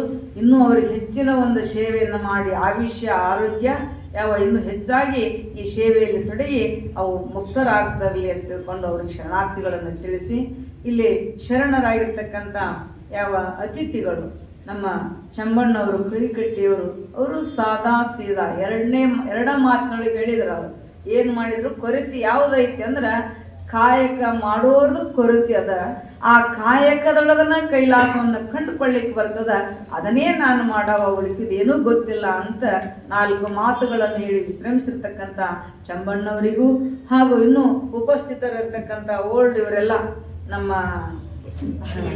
ಸಿದ್ಧಲಿಂಗಪ್ಪ ಮುಳ್ಳೂರವರು, ಶಿವಾನಂದ ಮಠದೊಳಗ ಅವರು ಆಗಮಿಸಿದಾರ, ಅವ್ರಿಗೂ ಶರಣಾರ್ಥಿಗಳು. ಉಪಾಧ್ಯಕ್ಷರಾಗಿರ್ತಕ್ಕಂಥವ್ರು ಯಾಕೆ ಅಂತಂದ್ರೆ ಬ್ರಹ್ಮಚಿಂತೆಯಳು ಒಂದು ನಿಮಿಷವಿರ್ದಡೆ ಬೇಳೆಲೆ ಏನದನು, ಬ್ರಹ್ಮಚಿಂತೆಯಳು ಒಂದು ನಿಮಿಷವಿರ್ದಡೆ ಬೇಳೆಲೆ ಏನದನು, ತಂದೆ ತಾಯಿಗಳು ಧನ್ಯರು, ಬಂಧು ಬಳಗ ಎಲ್ಲ ಕುಲವೆಲ್ಲ ಪಾವನ ಅಂತ ಹೇಳಿದ್ದಾರೆ. ಹಂಗ ನಮ್ಮ ಶಿವಪ್ಪನವರು, ಮಾಳಿಗೆ ಅಜ್ಜವರು, ಹಿರಿಯರು, ಅನುಭವಿಗಳಪ್ಪವರು, ಅವರು ಬಸವಾನಂದಪ್ಪ ಅವರು ಕರುಣೆಗೆ ಪಾತ್ರರಾಗಿರ್ತಕ್ಕಂಥ ಇಲ್ಲೆಲ್ಲ ಹಿರಿಯರದಾರ. ಇಷ್ಟು ಕಿಂಕರರಾಗಿ ಕುಂತ್ಕೋಬೇಕಾದ್ರೆ ಅವರ ಕರುಣೆಗೆ ಪಾತ್ರರಾದವರೇ ಇಲ್ಲಿ ಆಗಮಿಸಿದಾರ ಅಂತಕ್ಕಂಥದ್ದು ಅಂತ ಈ ಒಂದು ಕಾರ್ಯಕ್ರಮದಲ್ಲಿ ಪಾಲ್ಗೊಂಡಿರ್ತಕ್ಕಂಥ ಅವರಿಗೆ ಯಾವ ಅಜ್ಜವರಿಗೆ ಶರಣಾರ್ಥಿಗಳು, ಉಪಸ್ಥಿತರಿರ್ತಕ್ಕಂಥ ಎಲ್ಲ ಅನುಭವಿಗಳಿಗೂ ಶರಣಾರ್ಥಿಗಳು. ಇಂದು ಅವರು ಒಂದು ಪುಣ್ಯ ಆರಾಧನೆ ಅಂತಕ್ಕಂಥದ್ದು. ಶಿಷ್ಯನಾಗಿರ್ತಕ್ಕಂಥವನು ಉದ್ಗಾರವನ್ನು ತೆಗಿಬೇಕಾದ್ರೆ, ಶಿಷ್ಯನಾಗಿರ್ತಕ್ಕಂಥವನು ಗುರುವಿನ ಸ್ಮರಣೆಯನ್ನ ಮಾಡಬೇಕಾದ್ರೆ ತನಗ ಆಗಿರ್ತಕ್ಕಂಥ ಅನುಭವಗಳೇನದಲ್ಲ, ಅವರ ಉಪದೇಶವನ್ನ ಮಾಡಿರ್ತಕ್ಕಂಥದ್ದನ್ನ ತಿಳ್ಕೊಂಡು ಅನುಭವಕ್ಕೆ ಬಂದಾಗನೇ ಉದ್ಗಾರ ತೆಗಿತಾರೆ. ಅಲ್ಲಿ ಮಟ್ಟ ಉದ್ಗಾರ ತೆಗಿಲಿಕ್ಕೆ ಬರುವುದಿಲ್ಲ, ಅಲ್ಲಿ ಮಠ ಉದ್ಗಾರಕ್ಕೆ ತೆಗಿಲಿಕ್ಕೆ ಬರೋಂಗಿಲ್ಲ. ಹಂಗ ಇವತ್ತಿನ ವಿಷಯ ಯಾವುದು ಅಂತಂದ್ರೆ ಶ್ರೀಮನ್ ನಿಜಗುಣ ಶಿವಯೋಗಿಗಳು. ಇನ್ನಿನ ವಿಷಯ ಅದ, ಇವು ಬೇಕು ಮೊದಲ, ಇವುಗಳಿದ್ವನೇ ಗುರುವಿನ ಕರುಣೆ ಆಗುತ್ತದ, ಗುರುವಿನ ಕರುಣೆ ಆಗುತ್ತದ. ಹಂಗ ಇಲ್ಲಿ ಏನು ಅಂತಂದ್ರ ಜ್ಞಾನ ಪ್ರತಿಪಾದನ ಸ್ಥಳದ ಒಂದು ಪದ 54ನೇ ಪದ ಏನು ಅಂತಂದ್ರ ಗುರುವೇ ನಿಮ್ಮಯ ಕರುಣದೋಳೆನ್ನ ತತ್ವದಿರುವ ನರಿತು ನಿತ್ಯ ಸುಖಿಯಾದೆ. ನೋಡ್ರಿ ಎಂಥ ಉದ್ಗಾರ ತೆಗೆದಿದ್ದಾನ ಶಿಷ್ಯ. ನಿತ್ಯ ಸುಖಿ ಅಂತ ಹೇಳಿದಾರ ಅವ್ರು. ಕ್ಷಣ ಸುಖ ಅಲ್ಲ, ನಿತ್ಯ ಸುಖ. ಎಂಥ ಸುಖ ಅಂದ್ರ ಅದನ್ನೇ ಹಿಂದಿನ ಪದದೊಳಗ ಹೇಳಿದಾರ. ಏನು ಅಂತಂದ್ರ ತಾಪವಡಿರಿ ಕೆಡಸದ ಸಾರ ಸುಖವನ್ನು. ಎಂಥ ಸುಖ ಪ್ರಾಪ್ತ ಮಾಡಿಕೊಳ್ಳಬೇಕಂದ್ರ ತಾಪವಡಿರಿ ಕೆಡಸದ ಸಾರ ಸುಖ. ತಾಪಗಳು ಎಷ್ಟದಾವ್ ಜಗತ್ತಿನೊಳಗೆ ಲೆಕ್ಕನೇ ಇಲ್ಲ. ನಿಜಗುಣ ಶಿವಯೋಗಿಗಳು ಹೇಳಿದ್ರಲ್ಲ, ಏನು ಕೋಟಿ ತಾಪಗಳದಾವು. ಅವು ಎಲ್ಲವೂ ಒಂದು ಮುತ್ತಿಗೆ ಹಾಕಿದ್ರು ತಾಪ ಆಗಿರಬಾರ್ದು. ಹೌದಿಲ್ಲ? ಹೆಂಡತಿಯಿಂದರಾಗ್ಲಿ, ಗಂಡನಿಂದರಾಗ್ಲಿ, ನೆರೆಹೊರೆಯಿಂದರಾಗ್ಲಿ, ಸಮಾಜದಿಂದಾಗ್ಲಿ ಏನಾದರೂ ತಾಪಗಳಂತಕ್ಕಂಥ ಬಂದ್ರು ಅದು ನಮಗ ದುಃಖ ಆಗಿರಬಾರ್ದು. ಅಂಥ ಸುಖ ಯಾವುದು? ಪರಮ ಸುಖ, ಶ್ರೇಷ್ಠವಾದ ಸುಖ. ಸಿದ್ಧಾರೂಢನಿಗೆ ತಲೆ ಮೇಲೆ ಬೆಂಕಿ ಇಟ್ರು, ಶಿವಾನಂದ ಅಪ್ಪವ್ರಿಗೆ ವಿಷ ಹಾಕಿದ್ರು, ತಾಪ್ ಮಾಡಿಕೊಳ್ಳಿಲ್ಲ. ಇವ್ರಿಗೂ ವಿಷ ಹಾಕಿದ್ರು, ಗುಳಿಗೆ ಎಲ್ಲಾರು ಬಂದು ಕೊಡೋರು, ಹತ್ತು ಗೊಟ್ಟಕ್ಕಲ್ಲಿ ಬೇಗನೆ ಅಂತ ಸಿದ್ಧಾರೂಢ. ಹೌದಿಲ್ಲ? ಅವ್ರು ತಗೋಯಪ್ಪ ಅಂತಿದ್ರು. ಕೊಟ್ಟವ್ರು ಎಲ್ಲ ಗಾದಿ ಬುಡಕ ಇಟ್ಕೊಂತಿದ್ರು, ಕಾಟ ಹಾಸಿಗೆ ಬುಡಕ. ಒಬ್ಬ ಬಂದ ಇವ್ ತಗೊಂಡೇ ಇಲ್ಲ ಸ್ವಾಮಿ, ಇನ್ನೂ ಅದಾನ, ತಗೊಂಡೇ ಇಲ್ಲ ಇವ ಅಂದ್ರು. ಅವಾಗ ತಗತ್ ನೋಡಿದ್ರು ಒಂದು ಬಗಸಿ ಗುಳಿಗಿತ್ತು, ಒಂದು ಬಗಸಿತ್ತು. ಇವನು ತಗೊಂಡ್ರೆ ಸಾಯ್ತೀನಿ ಅನ್ನೋದು ಗೊತ್ತಿತ್ತು, ಉಳಿದಿಲ್ಲ ಗೊತ್ತಿತ್ತು. ಅವ್ರು ತಗೋ ಅಂದ್ರೂ ತಗೊಂಡ್ರು. ಅವ್ರು ಆ ತಾಪ ಅವರಿಗೆ ಅಂಟಿಕೊಳ್ಳೋದಿಲ್ಲ. ಶರೀರ ಅನುಸಾರವಾಗಿ ಆಗೋದನೆ, ಆದ್ರೆ ಅವರಿಗೆ ಏನ್ ತಾಪವನ್ನ ಮಾಡಿಕೊಳ್ಳಿಲ್ಲ. ಹಂಗ ಇಲ್ಲಿ ಏನು ಅಂತಂದ್ರ ತಾಪ ಅಡಿರಿ ಕೆಡಸದ ಸಾರ ಸುಖವನು ಅಂತ ಹೇಳಿದ. ಇಲ್ಲಿ ಏನ್ ಮಾಡಿದ್ರು ಅಂದ್ರ ಮೊದಲು ಹೆಂಗಿದ್ದೆ, ನಿಮ್ಮ ದರ್ಶನ ನಿಮ್ಮ ಕೃಪೆ ಆಗೋಕ್ಕಿಂತ ಮೊದಲು ಹೆಂಗಿದ್ದೆ, ಆದ್ಮೇಲೆ ಹೆಂಗದೇನಿ ಅಂತ ಹೇಳ್ತಾನೆ ಶಿಷ್ಯ. ಆದ್ಮೇಲೆ ನಾನು ಹೇಗದೇನಿ, ಮೊದಲು ಹೇಗಿದ್ವಿ ನಾಮರೂಪವನ್ನ ಇಟ್ಟುಕೊಂಡು ಅವೇ ಸತ್ಯ ತೋರ್ತಕ್ಕಂಥ ಈ ನಾಮರೂಪಾತ್ಮಕ ಒಡವೆ ವಸ್ತುಗಳು ಇವೇ ಸತ್ಯ, ಇವೇ ನಾನು ಅಂತ ಅದ್ರೊಳಗ ಕಾಲವನ್ನು ಕಳಿತಿದ್ವಿ. ಅದರಿಂದ ದುಃಖ ಆದ್ರೂ ಅವಾಗ ದುಃಖ ಆಗುತ್ತಿದ್ದಿಲ್ಲ. ಯಾಕೆ? ಅವುಗಳನ್ನು ನಂಬಿಕೊಂಡಿದ್ದ. 5 ವಸ್ತುಗಳು ಯಾವುವು? ನಾಮ, ರೂಪ, ಅಸ್ಥಿ, ಬಾತಿ, ಪ್ರಿಯ. ಇವು 5.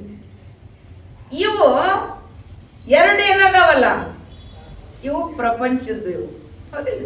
ಪರಮಾತ್ಮನು ಯಾವ ಅಂದ್ರ ಅಸ್ಥಿ, ಬಾತಿ, ಪ್ರಿಯ.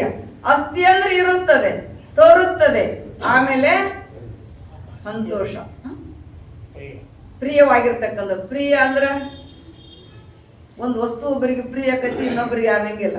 ಹೌದಿಲ್ಲ? ಅದು ಅಲ್ಲ, ಎಲ್ಲರಿಗೂ ಸರ್ವೇ ಜನರಿಗೂ ಕೂಡ ಪ್ರಿಯವಾಗಿರ್ತಕ್ಕಂಥದ್ದು ಯಾವುದು? ಪರಮಾನಂದ ಅಂತಕ್ಕಂಥದ್ದು, ಪರಮ ಸುಖ ಅಂತಕ್ಕಂಥದ್ದು. ಇದು ಕೊನೆಗೆ ಎಲ್ಲರಿಗೂ ಕೂಡ ಏನಾಗ್ತದ? ಸುಖ ಅಂತಕ್ಕಂಥದ್ದು ಆಗ್ತದ. ನಾಮ ರೂಪಗಳು ಇವು ನಡ್ಕ ಬಂದಿದ್ವು. ಹೌದಿಲ್ರಿ? ನಾಮ ಅಂದ್ರ ಹೆಸರು ನಮ್ಗೆ ಯಾವಾಗ ಬಂತ್ರಿ? ಹುಟ್ಟಿದ 12 ದಿನಕ್ಕ 13 ದಿನಕ್ಕ ಬಂತು. ಹೌದಿಲ್ರಿ? ಅದನ್ನ ಹೆಸರು ಎಂತಾದ್ ಇಡ್ಬೇಕಂತ ಅವ್ರ ಗುರುಗಳಿಗೆ ಕೇಳಿ, ಅವಾಗ ನಾಮ ಯಾವಾಗ ಬಂತು? ಹುಟ್ಟಿದ 13 ದಿನಕ್ಕೆ 12 ದಿನಕ್ಕೆ ಬಂತು. ರೂಪ ಅಂತಕ್ಕಂಥದ್ದು ಈ ಶರೀರ ಅಂತಕ್ಕಂಥದ್ದು, ಇದನ್ನು ಕೂಡ ರೂಪ ಯಾವಾಗ ಬಂತು ಅಂದ್ರ ಒಳಗ ಬಂದೈತಿ ರೂಪ ಅಂತಕ್ಕಂಥದ್ದು. ಹೆಣ್ಣು ಗಂಡು ಅನ್ನೋದು, ಕರ್ಗ ಬೆಳಗ ಅನ್ನೋದು ಬಂದದ. ಆದ್ರೆ ಹೊರಗೆ ಬಂದಿನೂ ಕೂಡ ಇದೇನಾಗ್ಯದ? ಇದು ಕೂಡ ಶಾಶ್ವತವಾಗಿರ್ತಕ್ಕಂಥದ್ದು ಅಲ್ಲ. ರೂಪ ಅಂದ್ರೆ ಕಣ್ಣಿಗೆ ಕಾಣತಕ್ಕಂಥದ್ದು, ಭೌತಿಕವಾಗಿರ್ತಕ್ಕಂಥದ್ದು. ಭೌತಿಕ ಅಂದ್ರೆ ಏನು ಅಂತಂದ್ರ ಪಂಚ ಮಹಾಭೂತಗಳಿಂದ ಯಾವ ಕಾರ್ಯರೂಪಕ್ಕೆ ಬಂದಿರತಕ್ಕಂಥದ್ದು ಅದು ತೋರ್ತಕ್ಕಂಥದ್ದು. ಯಾವುದು ತೋರ್ತದ ಅದು ಅಡಗುತ್ತದೆ. ಹೌದಿಲ್ಲ? ಯಾವುದು ತೋರ್ತದ ಅದು ಅಡಗುತ್ತದ. ತೋರದೆ ಅಡಗದೆ ಇರ್ತಕ್ಕಂಥದ್ದು ಯಾವುದಂದ್ರ ಅಸ್ಥಿ, ಬಾತಿ, ಪ್ರಿಯ. ಹೌದಿಲ್ಲ? ಇವು 3. ಅದಕ್ಕೆ ಇವನ್ ಏನ್ ಮಾಡಿದ್ರು ಅಂದ್ರೆ ಈ ನಾಮರೂಪದ ಮೇಲೆ ನಾವು ಪ್ರೇಮವನ್ನು ಇಟ್ಕೊಂಡು ಹೊರಟಿದ್ದೇವಲ್ಲ, ಇದರ ಪ್ರೇಮವನ್ನ, ಇದರ ಮೋಹವನ್ನ ಬಿಡಿಸಿದವರು ಯಾರು? ಇದರ ಮೋಹವನ್ನು ಬಿಡಿಸಿದವರು ಯಾರು ಅಂದ್ರೆ ಸದ್ಗುರುನಾಥನೇ. ಯಾರು ನಮ್ಮ ಬಂಧು ಬಳಗ ನೆರೆ ಹೊರವರು ಇದರಿಂದ ದುಃಖ ಐತಿ ಅಂತ ಯಾರು ಹೇಳೇ ಇಲ್ಲ. ಹೌದಿಲ್ಲ? ಯಾರು ಹೇಳ್ಯಾರನ? ಹೋಗಪ್ಪ ನೀವೊಬ್ಬ ನನ್ನ ಹೊಟ್ಯಾಗ ಹುಟ್ಟಿದಿ, ಬಹಳ ಮಂದಿ ಅದಾರ, ನೀವೊಬ್ಬ ಮಠಕ್ಕೆ ಹೋಗಿ ಸನ್ಯಾಸಿ ಆಗು ಅಂತ ಯಾರು ಹೇಳ್ಯಾರನ? ಯಾರು ಹೇಳಿಲ್ಲ. ತಪ್ಪಿಸ್ಕೊಂಡ ಬಂದಾರ ಎಲ್ಲಾರು ಒಂದೊಂದು ನೆವ ಹೇಳಿನ ಬಂದಿದಾರ. ಅದಕ್ಕೆ ಇಲ್ಲಿ ಜೀವನದೊಳಗೆ ನಾವೇನ್ ಮಾಡ್ಬೇಕಾಗ್ಯದ ಅಂದ್ರ ಶ್ರೋತ್ರಿಯ ಬ್ರಹ್ಮನಿಷ್ಠನೇ ಸದ್ಗುರುನಾಥನಿಗೆ ಶರಣಾಗತನಾಗಿ ಯಾರಿಗೆ ಈ ಅಪೇಕ್ಷೆ ಅದ ಅಂದ್ರ ಯಾರು ಅಧಿಕಾರಿಗಳದಾರ ಅವರಿಗೆ ಅಪೇಕ್ಷೆ ಅದ, ಎಲ್ಲರಿಗಿದು ಇಲ್ಲ. ಯಾರಿಗೆ ಹಸಿವದ ಅವ್ರಿಗೆ ಊಟ ಮಾಡಬೇಕು. ಯಾವ ಹಸಿವೆ ಅಂತಂದ್ರ ಈ ವಿಷಾಕಾರ ವೃತ್ತಿಯನ್ನ ದೂರ ಮಾಡಿ ಪರಮಾನಂದವನ್ನು ಊಟ ಮಾಡ್ಬೇಕಂತಕ್ಕಂಥವು ಅಧಿಕಾರಿ. ಅನುಬಂಧ ಚತುಷ್ಟಯೊಳಗೆ ಮೊದಲ ಅಧಿಕಾರಿ ಸಂಬಂಧ ಪ್ರಯೋಜನ ವಿಷಯ ಅಂತ ಹೇಳಿದಾರ. ಅಧಿಕಾರಿ ಯಾರು ಅಂತಂದ್ರ ಅಧಿಕಾರಿ ಬೋರ್ಡ್ ಬರ್ದಿರ್ತಾರ ನೋಡ್ರಿ, ಸಿಟಿ ಒಳಗೆ ಊಟ ತಯಾರಿದೆ ಅಂತ ಬರ್ದಿರ್ತಾರ. ಊಟ ತಯಾರಿದೆ ಅಂತ ಬೋರ್ಡ್ ಹಾಕಿದಾರ. ಅದಕ್ಕೆ ಅಧಿಕಾರಿಗಳು ಯಾರು? ಹಸಿದವನೇ ಅಧಿಕಾರಿ. ಹೋಟೆಲ್ ಮಾಲಕ ಅಲ್ಲ, ಮಾಡಿದವ ಅಧಿಕಾರಿ ಅಲ್ಲ, ಹಸಿದವನೇ ಅಧಿಕಾರಿ ಅಂತ ಹೇಳಿದಾರ. ಹಂಗ ಇಲ್ಲೇ ನಾಮರೂಪಾತ್ಮಕವಾಗಿರ್ತಕ್ಕಂಥ ಇದು ಮಿಥ್ಯದ. ಇದರಿಂದ ನಮ್ಮ ತಾಪತ್ರಯಾದಿಗಳು ದೂರ ಆಗುವುದಿಲ್ಲ, ಈ ಬಂಧನದಿಂದ ನಾನು ಬಿಡುಗಡೆ ಆಗೋದಿಲ್ಲ. ಅಂತ ಯೋಗ್ಯವಾಗಿರ್ತಕ್ಕಂಥ ಸುಖವನ್ನು ನಾನು ಹೊಂದಬೇಕಾದ್ರೆ ಏನ್ ಮಾಡ್ಬೇಕು ಅಂದ್ರ ಸದ್ಗುರುನಾಥನಲ್ಲೇ ಬರಬೇಕು ಅಂತ. ಹೌದಿಲ್ಲ? ಆಗಿರ್ತಕ್ಕಂಥ ಮೊದಲು ಹೆಂಗಿದ್ಯಾ ಈಗ ಹೆಂಗದೆ ಅಂತಿರ್ತ ನೋಡು. ಮೊದಲು ಹೆಂಗಿತ್ತಪ್ಪ ಈಗ ಹೆಂಗೈತಿ ಹೋಲಿಕೆ ಕೊಡ್ತೇವಿಲ್ಲ, ಅನುಭವಕ್ಕೆ ತಂದು ಕೊಡ್ತೀವಿ. ಬದಲಾವಣೆ ಡಿಫರೆನ್ಸ್ ಅಂತಕ್ಕಂಥದ್ದು ತನ್ನ ಅನುಭವಕ್ಕೆ ಬಂದದ್ದೆಲ್ಲ ಹೇಳ್ತಾ ಇದ್ದಾನ. ಅದಕ್ಕೆ ಇದೆಲ್ಲ ಮಿಥ್ಯ ಅದ. ಅದಕ್ಕೆ ಅಧಿಕಾರಿ ಅಂದ್ರೆ ಯಾರು? ಈ ಯಾವ ಮೋಕ್ಷ ಅಂತಕ್ಕಂಥದ್ದನ್ನ ಜ್ಞಾನವನ್ನು ಪಡೆದುಕೊಂಡು ಮುಕ್ತನಾಗಬೇಕಂತಕ್ಕಂಥ ಅಪೇಕ್ಷೆ ಉಳ್ಳವರು ಅಂತ. ಅನುಬಂಧ ಚತುಷ್ಟೊಳಗ ಅಧಿಕಾರಿ ಅಂತಕ್ಕಂಥದ್ದು. ಅದಕ್ಕೆ ನಮ್ಮ ಜೀವನದೊಳಗ ಇಲ್ಲಿ ಏನ್ ಮಾಡಬೇಕು ಅಂತಂದ್ರ ಅವನಿಗೆ ಅಧಿಕಾರಿಯರು ಬರಬೇಕಾದ್ರೆ, ಅಧಿಕಾರತ್ವ ಬರಬೇಕಾದ್ರ ಸಾಧನ ಚತುಷ್ಟಯಗಳು ಯಾವ ಅಂದ್ರ ವಿವೇಕ, ವೈರಾಗ್ಯ, ಸಾಧನ, ಸಟ್ ಸಂಪತ್ತಿ, ಮುಮುಕ್ಷತ್ವ ಅಂತಕ್ಕಂಥದ್ದು ಬರಬೇಕು. ವಿವೇಕ ಇರಬೇಕು. ವಿವೇಕ ಇತ್ತು ಅಂದ್ರ ಇಲ್ಲಿಗೆ ಬರಾಕ್ ಹಸ್ತದ, ವಿವೇಕ ಇತ್ತು ಅಂದ್ರೆ ಇಲ್ಲಿಗೆ ಬರ್ಲಿಕ್ಕೆ ಹಸ್ತದ. ಅದಕ್ಕೆ ವಿವೇಕ ವೈರಾಗ್ಯ ಎರಡೂ ಒಂದು ನಾಣ್ಯದ ಎರಡು ಮುಖ ಇದ್ದ ಹಾಗೆ. ವೈರಾಗ್ಯ ಇತ್ತು ಅಂದ್ರೆ ವಿವೇಕ ಬರ್ತದ, ವಿವೇಕ ಇತ್ತಂದ್ರೆ ವೈರಾಗ್ಯ ಬರ್ತದ. ಎರಡೂ ಸಂಬಂಧ ಇವು, ಎರಡೂ ಸಂಬಂಧ. ವಿವೇಕ ಇತ್ತು ಅಂದ್ರೆ ಏನಪ್ಪಾ ಅದು ಯಾರ್ದ ಅದ, ಅದು ಬೇಡ ಅಂತ ಹೋಗಿಲ್ಲ, ತ್ಯಾಗ ತಂದು ಕೊಡ್ತದಲ್ಲ. ಅದರಿಂದ ದುಃಖ ಐತಿ ಅಂತ ವಿವೇಕ ವಿಚಾರ ಮಾಡ್ತದ, ತಂದು ಕೊಡ್ತದ. ಆಮೇಲೆ ಏನಾಗ್ತದಂದ್ರ ವೈರಾಗ್ಯ ಇತ್ತು ಅಂದ್ರೆ ವಿಚಾರ ಮಾಡ್ಲಿಕ್ಕೆ ಹಸ್ತದ. ನಿನ್ನ ನಿಜವಿದನೆ ತಿಳಿ ಬೇರೆನ್ನದಲೇ ಮನುಜ ಅಂತ ಹೇಳಿದಾರ. ನಿನ್ನ ನಿಜವನ್ನ ತಿಳಿ, ನಿನ್ನ ಸ್ವರೂಪವನ್ನ ತಿಳ್ಕೊ, ಅದರೊಳಗ ಆನಂದ ಅಂತಕ್ಕಂಥದ್ದು ಐತಿ ಅಂತ ತಿಳ್ಕೊಂಡು ಇಲ್ಲೇನ್ ಮಾಡಿದಾರ, ನಾಮರೂಪಾತ್ಮಕವಾಗಿರ್ತಕ್ಕಂಥದ್ದನ್ನು ಹೊಡೆದೋಡಿಸಿ ಬರಿಯ ಭ್ರಮೆಯಳು ಬಿದ್ದು ಕೆಡಬೇಡ, ಪರವಸ್ತುವೇನೆ ಮರೆತು ಲೌಕಿಕವನ್ನೇ ನಂಬಿ ಅಂತ ಹೇಳಿದ. ಬರಿಯ ಭ್ರಮೆಯೊಳು ಬಿದ್ದು, ಎಲ್ಲ ಭ್ರಮ ಇದು, ಶಾಶ್ವತವಾಗಿರ್ತಕ್ಕಂಥದ್ದು ಯಾವುದೂ ಅಲ್ಲ. ಭ್ರಮನ ಹೌದಿಲ್ರಿ ಇದು, ಭ್ರಮೆ ಆಗೋದಕ್ಕ ಬರಿಯ ಭ್ರಮೆಯೊಳ ಬಿದ್ದು ಕೆಡಬೇಡ. ಇದರಿಂದ ದುಃಖ ಅಂತಕ್ಕಂಥದ ನಿಜವಾದ ಸುಖ ಸಿಗೋದಿಲ್ಲ. ಅದಕ್ಕೆ ಮೂರು ಕಾಲದೊಳಗಿರ್ತಕ್ಕಂಥದ್ದು ಯಾವುದು? ಅಸ್ಥಿ, ಬಾತಿ, ಪ್ರಿಯ ಅಂತ. ಆಮೇಲೆ ನಿನ್ ಸ್ವರೂಪ ಹಾಗದ ಸತ್ತು, ಚಿತ್ತು, ಆನಂದ ಸ್ವರೂಪನೇ ನೀನದಿ ಅಂತ.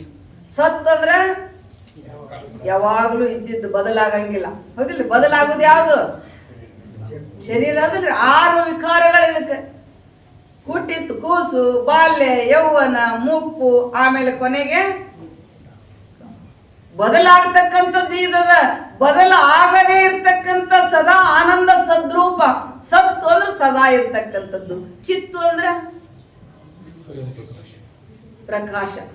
ಆ ಪ್ರಕಾಶದಲ್ಲಿ ನಾವಿಲ್ಲೇವೆ. ಅದು ಪ್ರಕಾಶ ಹೆಂಗೈತ್ರಿ ನಮ್ಮಲ್ಲಿ ಅಂದ್ರ ಕನಸು ಬಿದ್ದಿರ್ತೈತಿ ನೋಡ್ರಿ. ಓದು ಹವ್ಯಾಸದವ್ರು ಇದ್ರು ಅಂದ್ರ, ಗ್ರಂಥಗಳ ಓದು ಹವ್ಯಾಸ ಇದ್ರು ಅಂದ್ರೆ ಕನಸು ಬಿತ್ತವ್ರಿ. ಕನಸು ಬಿತ್ತು ಕನಿಷ್ನೊಳಗ ಒಂದು ಗ್ರಂಥ ತಗೊಂಡು ಓದಾಕತ್ತ.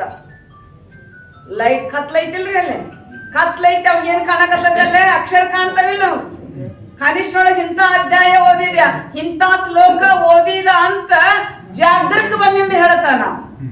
ಹೌದಿಲ್ರಿ? ಅಲ್ಲಿ ಏನದ? ಚಿತ್ತು ಅಂದ್ರ ಚೇತನ, ಪ್ರಕಾಶ ಅಂತಕ್ಕಂಥದ್ದು ಅದು ಎಲ್ಲದ? ಆ ಪ್ರಕಾಶ ಎಲ್ಲದ? ಎಲ್ಲಾರ ಹುಡುಕೋದಲ್ಲ, ನಮ್ಮಲ್ಲೇನ ಅದ. ನಮ್ಮಲ್ಲೇ ಅದ ಅನ್ನೋದನ್ನ ನಾವು ತಿಳ್ಕೋಬೇಕಾದ್ರೆ ತಿಳ್ಕೊಳಕ್ ಸಾಧ್ಯ ಇಲ್ಲ. ಯಾರಲ್ಲಿ ಹೋಗಬೇಕು? ಗುರುವಿನ ಸಾನ್ನಿಧ್ಯಕ್ಕನೆ ಹೋಗಬೇಕು, ಅವರ ಪಾದದಡಿಯಲ್ಲಿ. ಯಾಗ ತದ್ವಿದ್ಧಿ ಪ್ರಣಿಪಾತೇನ ಪರಿಪ್ರಶ್ನೇನ ಸೇವಯ ಉಪದೇಕ್ಷಂತಿ ತೇ ಜ್ಞಾನಂ ಜ್ಞಾನೇನ ತತ್ವದರ್ಶನ ಅಂತ. ಯಾವ ಕಿಂಕರನಾಗಿ ಸ್ವರೂಪ ಜ್ಞಾನ ಮಾಡಿಕೊಂಡು ಮುಕ್ತನಾಗಬೇಕು ಅಂದು ಪ್ರಣಿಪಾತನಾಗಿ ಸಮರ್ಪಣ ಮನೋಭಾವನೆ ಬಂದು ಕುಂತ್ಕೊಂಡ ಅಂದ್ರ ಉಪದೇಶ ಮಾಡ್ತಾರ. ಆ ಚಿತ್ತು, ಆ ಪ್ರಕಾಶ ನಮ್ಮಲ್ಲೇ ಐತಿ, ಆ ಸುಖ ನಮ್ಮಲ್ಲೇ ಐತಿ. ನಾವೆಲ್ಲಿ ಹುಡ್ಕಾಕೊಂಟೇವ್ರಿ? ಸುಖ ಎಲ್ಲಿ ಹುಡ್ಕಾಕೊಂಟೇವಿ? ಈ ನಾಮ ರೂಪದೊಳಗೆ ಐತೆ ಅಂತ ಹೊಂಟೇವಿ. ಹೌದಿಲ್ರಿ? ಚಿಗುರಿ ಬೆನ್ನ ಹತ್ತಲ್ಲ, ಏನಂದು ನೋಡಿ? ಬಿಸಿಲು ಗುದ್ರಿ ಅಂದ್ರೆ ನೀರ್ನಂಗ ಕಾಣ್ತದ ದಾಹ. ಅದು ಓಡಿ ಓಡಿ ಓಡಿ ಓಡಿ ಅದು ನನ್ನ ಮಕರಂದವನ್ನು ಹೀರ್ಬೇಕಂತ ಹೊರಟಿತದು. ಅದು ಎಲ್ಲೈತಿ ಅನ್ನೋದು ಪರಿಜ್ಞಾನನ ಅದಕ್ಕಿಲ್ಲ. ಅಲ್ಲೇ ಮುಂದದ ಓಡ್ತಿ ಓಡ್ತಿ ಓಡಿ ಕೊಡೆಗೆ ಏನಾತು? ನಿಶಕ್ತನಾಗಿ ಒಂದು ಗಿಡದ ಬುಡಕ ಮುಖ ಹೊಟ್ಟಿ ಕಡೆ ಮಾಡ್ಕೊಂಡು ಮಲ್ಕೊಂತು ವಿಶ್ರಾಂತಿ ಮಾಡಕತ್ತು. ನಾವಿಂದನೇ ಮಕರಂದ ಬರಾಕತ್ತು. ಅವಾಗ ಅದಕ್ಕೆ ಗೊತ್ತಾತು, ಇದು ಎಲ್ಲಿಂದ ಬಂದದ ಅಂದ್ರ ನನ್ನಲ್ಲೇನೆ ಐತಿ, ನನಗದು ಕಂಡಿಲ್ಲಲ್ಲ. ಹಂಗ ಉದ್ಗಾರ ತೆಗದ ಶಿಷ್ಯ, ಗುರುವೇ ನಿಮ್ಮಯ ಕರುಣದೊಳನ್ನ ತತ್ವದಿರುವ ನರಿತು ನಿತ್ಯ ಸುಖಿಯಾದೆ ಅಂತ ನೋಡಿ. ಎಷ್ಟು ಆನಂದ! ನಿತ್ಯ ಸುಖಿ, ದುಃಖ ಅನ್ನೋದನೇ ಇಲ್ಲ. ಒಬ್ಬ ಹೆಣ್ಮಗಳು ಸ್ನಾನ ಮಾಡ್ತಿದ್ಲು. ಅವಾಗ ಹೆಣ್ಮಕ್ಳೆಲ್ಲ ಸ್ನಾನ ಮಾಡ್ತಿದ್ರು, ಎಣ್ಣೆ ಹಚ್ಕೊಂಡು ಸ್ನಾನ ಮಾಡ್ತಿದ್ರು. ಅವು ಹಾಕ್ಕೊಂಡ ದಾಗಿನಗಳಿಗೆಲ್ಲ ಎಣ್ಣೆ ಹತ್ತಬಾರದು ಅಂತ ಮೂಗ್ನ್ಯಾಗ ನತ್ರಿ. ಅವಾಗ ಎಂಥವ್ರಿ? ಇಂತಿಂತಾವ್ ನತ್ತಿರ್ತಿದ್ವು ಅವಾಗ ಹೆಣ್ಮಕ್ಳು ಹಾಕ್ಕೊಳ್ಳು. ಎಣ್ಣೆ ಹತ್ತಬಾರ್ದು ಅಂತ ತಿಳ್ಕೊಂಡು ಆಕೆ ಏನ್ ಮಾಡ್ತಿದ್ಲು? ಅದನ್ನ ತೆಗೆದಿಡ್ತಿದ್ಲು. ಕೊಳ್ಳನ ಸಾಮಾನನ್ನು ತೆಗೆದಿಡ್ತಿದ್ಲು. ಇಡ್ತಾ ಇದ್ಲು. ಸ್ನಾನ ಮಾಡಿ ತಲೆ ಒರೆಸ್ಕೊಂಡು ಬಟ್ಟೆ ಉಟ್ಕೊಂಡು ಎಲ್ಲ ಮಾಡಿ ಸಾಮಾನು ಹಾಕ್ಕೊಂಡು ಅವಾಗ ಹಾಕ್ಕೊಂಡು ಕರಡಿ ಮುಂದೆ ಹೋಗಿ ನಿಂತು ನತ್ತಿದ್ದಿದ್ದಿಲ್ಲ. ಅಯ್ಯೋ ನತ್ತಿ ಎಲ್ಲಿ ಹೋತು ಅಂತ ಸ್ನಾನ ಮಾಡಿದ್ಲಲ್ಲ, ಆ ಬಾತ್ರೂಮ್ನೆಲ್ಲ ಹುಡುಕ್ಯಾಡಿಲ್ಲ. ತಾ ಅಡ್ಡಾಡಿದ ಜಾಗ ಹುಡುಕಲು ಸಿಗಲೇ ಇಲ್ಲ. ಅದು ಗಾಬರಿ ಆತ. ಮನ್ಯಾಗ ಬಹಳ ಮಂದಿ ಇತ್ತು. ಯಾರ ಕೈ ಸಿಕ್ತೆ ಏನೋ, ಯಾರು ತಗೊಂಡ್ರೋ ಏನೋ. ನನ್ನ ತವ್ರ ಮನೆಯವ್ರು ಮಾಡಿಸ್ಕೊಟ್ಟಿದ್ದು ನತ್ತು ಬಹಳ ಬೆಲೆ ಬಾಳ್ತಕ್ಕಂಥದ್ದದ. ಇದು ಹರಳು ಬಹಳ ಚಲೋ ಇತ್ತು. ಅದನ್ನ ಯಾರ ತಗೊಂಡಾರ? ಭ್ರಮ ಆತ್ ನೋಡ್ರಿ. ಭ್ರಮ ಆಯ್ತು. ಏನ್ ಮಾಡ್ಬೇಕು? ಎಲ್ಲಿ ಹೋಗ್ಬೇಕ್ರಿ? ಎಲ್ಲಿ ಹೋಗುದ್ರಿ? ಎಲ್ಲಿ ಕಳೆದೈತೆ ಅಂತ ಹೋಗ್ಬೇಕಾದ್ರೆ ಯಾರ ಹತ್ರ ಹೋಗ್ಬೇಕು? ಪಂಚಾಂಗ ಹೇಳೋರ್ ಕಡೆ ಹೋದಿಲ್ಲ, ಅಲ್ಲಿಗೆ ಹೋಗ್ಬೇಕಲ್ಲ. ಅಲ್ಲಿಗೆ ಹೋಗಿ ಗಾಬರಿಯಾಗಿ ಶರಗ ಹೊತ್ಕೊಂಡಿದ್ಲು, ದಾಗಿನ ಹಾಕೊಂಡಿದ್ಲು, ಶರಗ ಹೊತ್ಕೊಂಡಿದ್ದಿಲ್ಲ. ಯಪ್ಪ, ನನ್ನ ತವ್ರ ಮನೆಯವರು 20 ವರ್ಷ ಆತ ನನ್ನ ಮದುವೆ ಆಗಿ. ಅವಾಗ ಅದನ್ನ ಮಾಡಿಸ್ಕೊಟ್ಟಿದಾರ. ಮಾಡಿಸ್ಕೊಟ್ಟಾಗ ಅದು ಇವತ್ತು ಕಳೆದೈತೆಪ್ಪ. ನಮ್ಮ ಮನ್ಯಾನಾರು ತಗೊಂಡಾರೋ ಹೊರಗಿನಾರು ತಗೊಂಡಾರೋ ಏನು ಮನ್ಯಾಗ ಕಳೆದೈತು? ಹೇಳಪ್ಪ, ಯಾರು ತಗೊಂಡಾರ ಹೇಳಪ್ಪ. ಪಂಚಾಂಗ ಹೇಳೋರು ದೊಡ್ಡ ಬಜಿತ್ರಿ. ಹೇಳ್ಬೇಕಂತ ನೋಡ್ರಿ, ಯಾರು ತಗೊಂಡಿ ಅಂತ ಹೇಳ್ಬೇಕಂತ. ಅಷ್ಟು ಭ್ರಮ ಆಗಿರ್ತದ ಅಂತ ಅವ್ರಿಗೆ ಭ್ರಮ ಅದ್ರ. ಅವಾಗ ಅಂದ್ರು ಹೆಣ್ಮಗಳು ಶರಗ ಹೊತ್ಕೊಂಡಿದ್ದಿಲ್ಲ, ಹಾಗ ದಾಗಿನ ಇತ್ತು. ಅವಾಗ ಆಕಿ ಗಾಬರಿ, ಆಕಿ ತಾಪ ನೋಡಿ ಜ್ಯೋತಿಷ್ ಹೇಳೋರು ಸ್ವಾಮಿಗಳಿಗೆ ನೋಡಾಕತ್ರಿ. ದಿಟ್ಟಿಸಿ ನೋಡಿದ್ರು. ಆಕಿ ತಾಪ ನೋಡಿ, ತಾಯಿ ಐತಿ ಅಂದ್ರ ಅವ್ರು. ಐತಿ ಅಂದ್ರೆ ಬಹಳ ಸಂತೋಷ ಆಯ್ತು. ಯಪ್ಪ, ನಮ್ಮ ಮನ್ಯಾಗ ಐತ, ಯಾರು ತಗೊಂಡಾರ ನಮ್ಮ ಮನ್ಯಾನಾರು ಅನ್ಲೈತಿ. ಒಟ್ಟು ಐತಿ ಅಂದ್. ಎಲ್ಲೈತಿಯಪ್ಪ? ಎಲ್ಲೈತಿ ಅಂದ್. ಎಲ್ಲೈತಿ ಅಂದ ತಕ್ಷಣ ಒಂದ್ ದೊಡ್ಡ ಕನ್ನಡಿ ತಗೊಂಡು ಬಂದ್ರು. ಕನ್ನಡಿ ತಗೊಂಡು ಬಂದು ಆಕಿ ಮುಂದೆ ಹಿಡಿದ್ರು. ಇದ್ರಾಗ ಹುಡುಕವ ಅಂದ್ರು. ಯಪ್ಪ, ಇಲ್ಲೇ ಐತಿ ನೋಡಿ, ಗೋರ್ಮಾ ಸ್ಥಳದಾಗ ಸಿಕ್ಕೊಂಡದ ಅಂತ ಹೇಳಿದ್ದ. ಹಂಗ ಎಲ್ಲಿ ಹೋದು ತನ್ನಲ್ಲೇ ಇಹುದು ಅಂತ ಹೇಳಿದ. ನಮ್ಮಲ್ಲೇನೆ ಸುಖ ಅಂತಕ್ಕಂಥದ್ದದ. ಅದು ಕಾಣಬೇಕಾದ್ರೆ ಏನ್ ಮಾಡ್ಬೇಕು? ಗುರು ತೋರಿಸೋದಲ್ಲದೆ ಕಾಣಿಸದಣ್ಣ ಸಾರಿ ಚೆಲ್ಲಿದ ಮುಕುತಿ. ಗುರು ಸಾಧುರಿಗಲ್ಲದೆ ಕಾಣಿಸದಣ್ಣ ಸಾರಿ ಚೆಲ್ಲಿದ ಮುಕುತಿ. ಅವರಿಗೆ ಇವರಿಗೆ ಸಿಗೋದನ್ನೇ ಇಲ್ಲ. ಅದು ಯಾರಿಗೆ? ಹಿಂದ ಮುಂದ ಎಲ್ಲಾ ಕಡೆ ಹಾಸ್ಯದ ಯಾವುದು? ಆ ಪರಮಾತ್ಮನ ಸ್ವರೂಪ ಅಂತಕ್ಕಂಥದ್ದು. ಜಗತ್ತಿನ ತಮ್ಮೆಲ್ಲ ಓತೋಪ್ರೋತವಾಗಿ ಅದು ನಮಗ ಕಾಣುವಲ್ದು ಅದನ್ನ ತೋರಿಸುವವರು ಯಾರು ಅಂದ್ರೆ ಸದ್ಗುರುನಾಥನಾಗಿರ್ತಕ್ಕಂಥವನು. ಅದಕ್ಕೆ ಬೇರೊಂದು ಪದವಿಯನ್ನು ಅಲ್ಲಿ ಗುರುವಿನ ಕರುಣೆ ಒಲಿಮೆ ಹೊಂದಿದ್ದರ ಸಾಕು ಅಂತ ನೀತಿ ಕ್ರಿಯಾ ಸ್ಥಳದೊಳಗೆ ಹೇಳಿದಾರ. ಅದಕ್ಕೆ ಇಲ್ಲಿ ಏನ್ ಮಾಡ್ಬೇಕಾಗ್ಯದ ಅಂದ್ರ ನಾಮರೂಪಾತ್ಮಕವಾಗಿರ್ತದ ಆ ಪರಮಾತ್ಮನ ಸ್ವರೂಪನೇ ನೀನಿದ್ದಿ ಅಂತಕ್ಕಂಥದ್ದನ್ನ ತೋರಿಸಿಕೊಡೋರು ಯಾರು? ಬ್ರಹ್ಮ ಅಂತ ಯಾರು ಹೇಳ್ಯಾರ? ಅವು ಎಲ್ಲಾ ದೇವತೆಗಳ ಸ್ವರೂಪನೇ ಗುರುನಾಥ. ಅದಕ್ಕೆ ವೇದ ಹೇಳೋದಿಲ್ಲ ಏನಂತ? ಗುರು ಬ್ರಹ್ಮ, ಗುರು ವಿಷ್ಣು, ಗುರುದೇವೋ. ಅವರು ಪ್ರಿಂಟಿಂಗ್ ಪ್ರೆಸ್ ಇದ್ದಂಗ. ಅವರು ಬ್ರಹ್ಮ ಸೃಷ್ಟಿ ಮಾಡ್ಯಾನಿಲ್ಲ, ಬ್ರಹ್ಮ ಸೃಷ್ಟಿ ಮಾಡಿದ ನೀವೆಲ್ಲ ಜೀವಿಕೋಟಿಗಳನ್ನು ಸೃಷ್ಟಿ ಮಾಡಿ ಒಂದ್ ದಿವಸ ಬಂದು ನಿಮ್ಮ ಯೋಗಕ್ಷೇಮ ಕೇಳ್ಯಾರ? ಇಲ್ಲ. ಪ್ರಿಂಟಿಂಗ್ ಪ್ರೆಸ್ ಇದ್ದಂಗ. ಆದ್ರೆ ಸದ್ಗುರುನಾಥ ಬ್ರಹ್ಮ ಸೃಷ್ಟಿ ಮಾಡಿದ, ವಿಷ್ಣು ರಕ್ಷಣೆ ಮಾಡಿದ, ಶಿವ ಲಯ ಮಾಡಿದ. ಪುರಾಣದ ಅನುಸಾರವಾಗಿ ಕೇಳ್ಬೇಕಾಗ್ತದ, ಹೌದಿಲ್ಲ? ಜಗತ್ ಸೃಷ್ಟಿ ಹೇಳ್ಬೇಕಾಗ್ತದ. ಹಂಗ ಇಲ್ಲಿ ಏನಂದ್ರ ಇವು ಮೂರು ಸದ್ಗುರುನಾಥನೇ ಮಾಡ್ತಾನ. ಸೃಷ್ಟಿ ಮಾಡಿದ, ಹುಟ್ಟಿಸಿದ. ಏನ್ ಹುಟ್ಟಿಸಿದ? ನಿಮ್ಮೆಲ್ಲರಿಗೆ ಹುಟ್ಟಿಸಿದ. ಏನ್ ಹುಟ್ಟಿಸಿದ? ಬಸವಾನಂದ ಅಜ್ಜವರು ನಿಮ್ಮಲ್ಲಿ ಜ್ಞಾನದ ಬೀಜವನ್ನ ಬಿತ್ತಿ ಜ್ಞಾನವನ್ನ ಬೆಳೆಸಿ ಸುಮ್ಮನೆ ಹೋಗ್ಬೇಕಾಗಿತ್ತು. ಇಷ್ಟೆಲ್ಲ ಪವಿತ್ರವಾಗಿರ್ತಕ್ಕಂಥ ಭೂಮಿಯನ್ನ ನಿರ್ಮಾಣವನ್ನ ಮಾಡಿ ನಾನು ಉಪದೇಶ ಬಿತ್ತಿರ್ತಕ್ಕಂಥ ಬ್ರಹ್ಮ ಬೀಜ ಏನದ, ಜ್ಞಾನದ ಬೀಜ, ಅದು ಮೊಳಿಕಾಗಿ ಹೆಮ್ಮರವಾಗಿ ಬೆಳಿಲಿ ಅಂತ ಈ ಭೂಮಿ ಅಂತಕ್ಕಂಥದ್ದನ್ನು ಇದೇ ರಕ್ಷಣೆ ಮಾಡೋದು. ಇದು ಲಯ ಅಂದ್ರೆ ಸಾಯ್ದ ಯಾರದಾರ ಅಂದ್ರೆ ಸಾಯ್ದ ಇರುದ. ಯಾವ್ದು ಹೊಕ್ಕೈತಿ ಅದು ಹೋಗ್ತದ, ಯಾವ್ದು ಅನಿತ್ಯದ ಅದು ಹೋಗ್ತದ, ಯಾವ್ದು ಶಾಶ್ವತದ ಅದು ಉಳಿತದ. ಲಯ ಅಂದ್ರ ಹುಟ್ಟಿದವ್ರು ಮತ್ತೇನು ಸಾಯ್ದಂಗೆ ಏನಾರ ಬ್ರಹ್ಮ ಶಿವ ಮಾಡ್ಯಾನ? ಎಷ್ಟು ಮಂದಿ ಲೆಕ್ಕನೇ ಇಲ್ಲ. ಎಂದ್ ಜಗತ್ತು ಹೋಗೈತಿ ಹಂಗೆ ಖಾಲಿ ಹಾಕೊಂತನ ಬಂದದ. ಆದ್ರೆ ಇಲ್ಲೇ ಲಯ ಆಗದ. ಲಯ ಅಂದ್ರೆ ಏನು? ಆಗುದ ಲಯ ಮಾಡ್ತಾನ. ಆಗದೇ ಇರ್ತಕ್ಕಂಥ ನಿನ್ನ ಸ್ವರೂಪ ಏನಾಯ್ತಲ್ಲ ಆ ಇರುವಿಕೆಯನ್ನ ಆ ಸದ್ಗುರುನಾಥ ಮಾಡ್ತಾ ಇದ್ದಾನ. ಅದಕ್ಕೆ ಇಂಥ ಬಸವಾನಂದಪ್ಪ ಅವರು 47 ವರ್ಷ ಆದ್ರೂ ಕೂಡ ಅವರ ಆರಾಧನೆ, ಅವರ ಧ್ಯಾನ, ಅವರ ಸ್ಮರಣೆನೇ ಉಸಿರಾಗಿ ನೀವು ಇಟ್ಟುಕೊಂಡಿದ್ದೀರಂದ್ರೆ ನಿಮ್ಮಲ್ಲಿ ಜ್ಞಾನ ತತ್ವ ಅಂತಕ್ಕಂಥದ್ದು ಅದ. ಅದಕ್ಕೆ ಈ ಮೂರೂ ರೂಪನೇ ಅವರು ಅದಾರ. ಅದಕ್ಕೆ ನಾಮರೂಪಾತ್ಮಕವಾಗಿರ್ತಕ್ಕಂಥ ಸತ್ಯ ಆ ಬದಲಾವಣೆ ಆಗ್ತಕ್ಕಂಥದ್ದು, ಹೌದಿಲ್ಲ?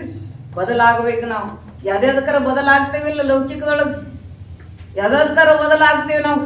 ಯಾವುದಕ್ಕೆ ಬದಲಾಗಬೇಕು ಅಂದ್ರ ಸ್ವರೂಪ ಜ್ಞಾನ, ನಿಜವಾದ ಪರಮ ಸುಖವನ್ನ ಪಡೆದುಕೊಳ್ಳೋದ್ರೊಳಗೆ ನಾವು ಏನ್ ಮಾಡ್ಬೇಕಂದ್ರೆ ಬದಲಂತಕ್ಕಂಥದ್ದಾಗಬೇಕು. ಒಂದ್ ಸಣ್ಣ ಚುಟ್ಟಕ್ಕೆ ಹೇಳ್ತೇನೆ ನಿಮಗೆ. ನಾವು 3000 ಮಠಕ್ಕೆ ಫಸ್ಟ್ ಇಯರ್ ಸೆಕೆಂಡ್ ಇಯರ್ ಕಾಲೇಜಿಗೆ ಬರ್ತೀವಿ, ವುಮೆನ್ಸ್ ಕಾಲೇಜಿಗೆ. ಅಲ್ಲೇ 3000 ಮಠದ ಅಂತಲ್ಲಲ್ರಿ. ಅವಾಗ ಏನಾಯ್ತು ಅಂತಂದ್ರ ಸೋಮವಾರಕ್ಕೊಮ್ಮೆ ಭಿಕ್ಷುಕರು ಬಾಳ. ಈಗ ಭಿಕ್ಷುಕರು ಇಲ್ರಿ ಬಾಳ ಮಂದಿ. ಯಾಕೆ? ಭಿಕ್ಷುಕರ ಕೋಟ್ಯಾಧೀಶರಾಗ್ಯಾರ ಅಂತ ಯಾರು ಹಾಕೋದ್ ಬಿಟ್ಟಾರಿ. ಅವಾಗ ಬಹಳ ಮಂದಿ ಇರ್ತಿತ್ತು. ನಾವು ಸ್ಟೂಡೆಂಟ್ ಅವ್ರು ಏನ್ ಮಾಡ್ತಿದ್ರು ಅಂದ್ರ ಸೋಮವಾರಕ್ಕೊಮ್ಮೆ ದೇವಸ್ಥಾನಕ್ಕೆ 3000 ಮಠಕ್ಕೆ ಜನ ಬಾಳ ಎಲ್ಲಾರು ಹಾಕೋರು. ಅದ್ರಾಗ ಒಬ್ಬ ಹುಡುಗ 10 ವರ್ಷನಾಗಿದ್ದ.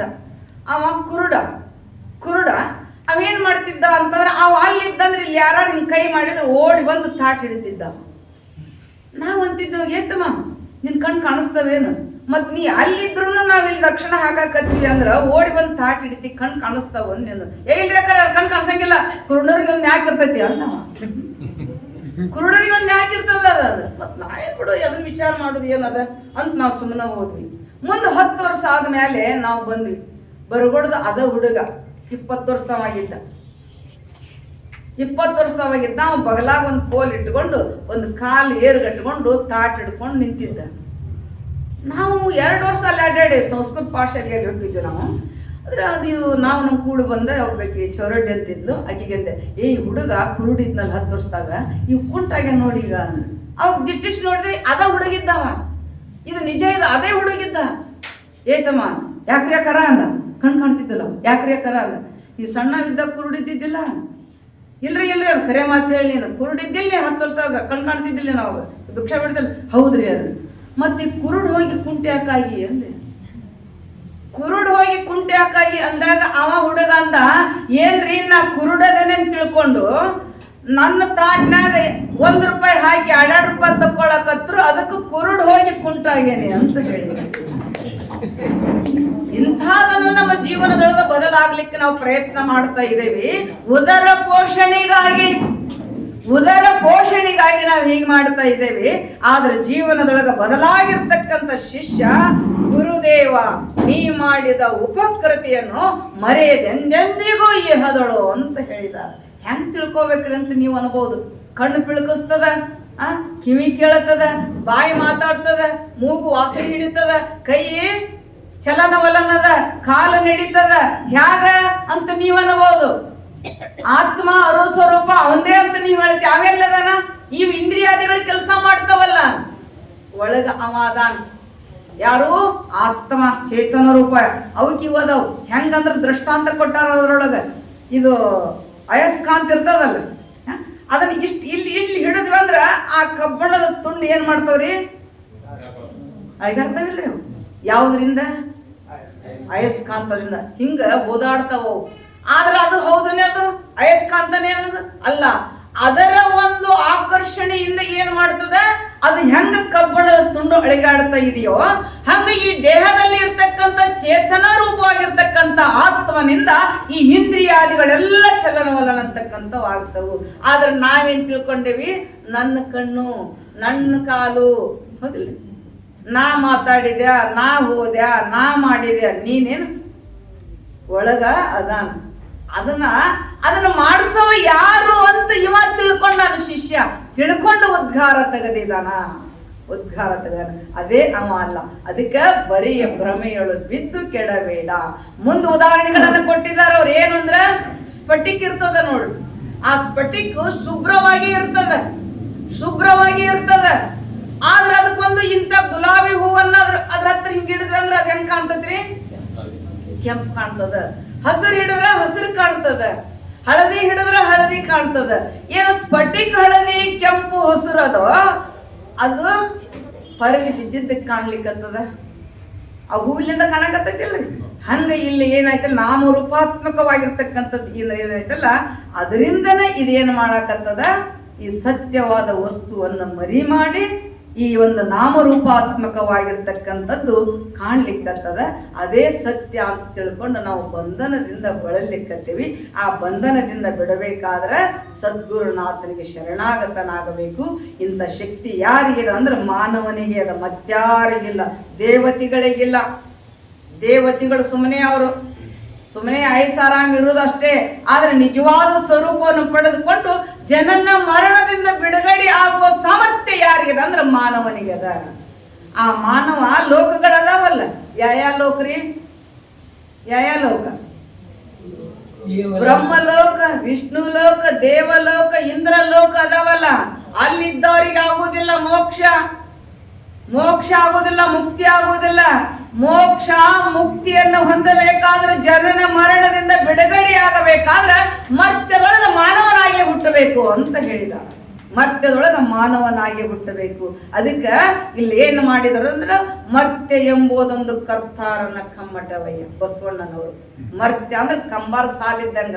ಏನಾಗೋದು ಇಲ್ಲೇ ಮ್ಯಾಲೆ ಹೋಗಿಂದ ಅಕ್ಕೇನಂದ್ರೆ ಆಗಾಕ ಬರಂಗಿಲ್ಲ. ಆಗಿ ಬಂದಾರ ಯಾರು ಹೇಳ್ಯಾರಲ್ರಿ? ಸ್ವರ್ಗದಾಗ ಹಿಂಗಾದ, ಬ್ರಹ್ಮಲೋಕದೊಳಗೆ ಹಿಂಗಾದ, ಇಂದ್ರನ ಲೋಕದೊಳಗೆ ಹಿಂಗಾದ ಅಂತ ಯಾರ ಬಂದ್ ಹೇಳ್ಯಾರನ್ರಿ? ಬಂದ್ ಹೇಳಿದ್ರೆ ನಾವ್ ಇಲ್ಲಿ ಏನ್ ಮಾಡ್ತಿದ್ದೇನೋ ಗೊತ್ತಿಲ್ಲ.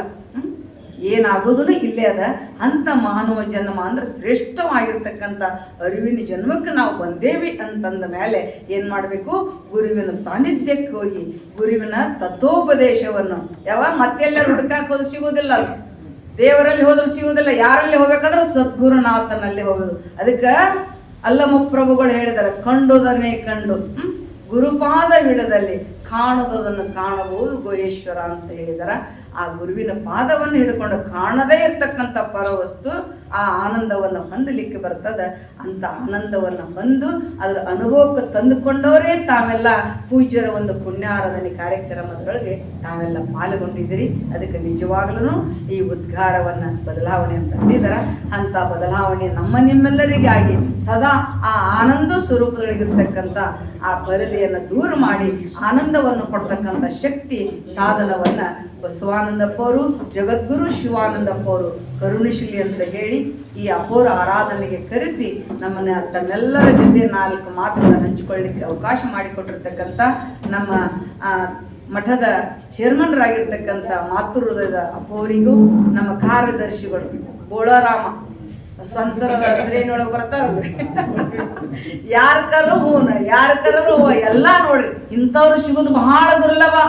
ಆವ ಪುಣ್ಯದ ಫಲವಿದೆ ಎಂದು ಕುರಿ ಹಿಡಿಯಲೋದ್ರಂತಳ ಎಲ್ಲ ಇದು ಅದನ್ನ ಏಟು ಜಿಟ್ಟು ಸೇವಾ ಮಾಡ್ತಕ್ಕಂಥ ಸದ್ಭಾವನೆ ಬರ್ಬೇಕಾದ್ರೆ ನಮ್ಮ ಕರೆಯಪ್ಪನವರು ಕಾರ್ಯದರ್ಶಿಗಳು ಅಂತ ಬರೇ ಲಿಸ್ಟ್ನೊಳಗಿರ್ತಾರ, ಆದ್ರೆ ಅದನ್ನ ಕಾರ್ಯರೂಪಕ್ಕೆ ತಂದವರು ಕರೆಯಪ್ಪನವರಾಗಿರ್ತಕ್ಕಂಥವ್ರು. ಇನ್ನು ಅನೇಕ ಶರಣರ ಹೆಸರು ಗೊತ್ತಿಲ್ಲ, ಎಲ್ಲರ ಕೈ ಜೋಡಿಸಿದಲ್ಲೇ ನಡೆದವ್ರ ಒಬ್ರು ಅಂತಕ್ಕಂಥದ್ದು ಸಾಧ್ಯ ಅಲ್ಲ.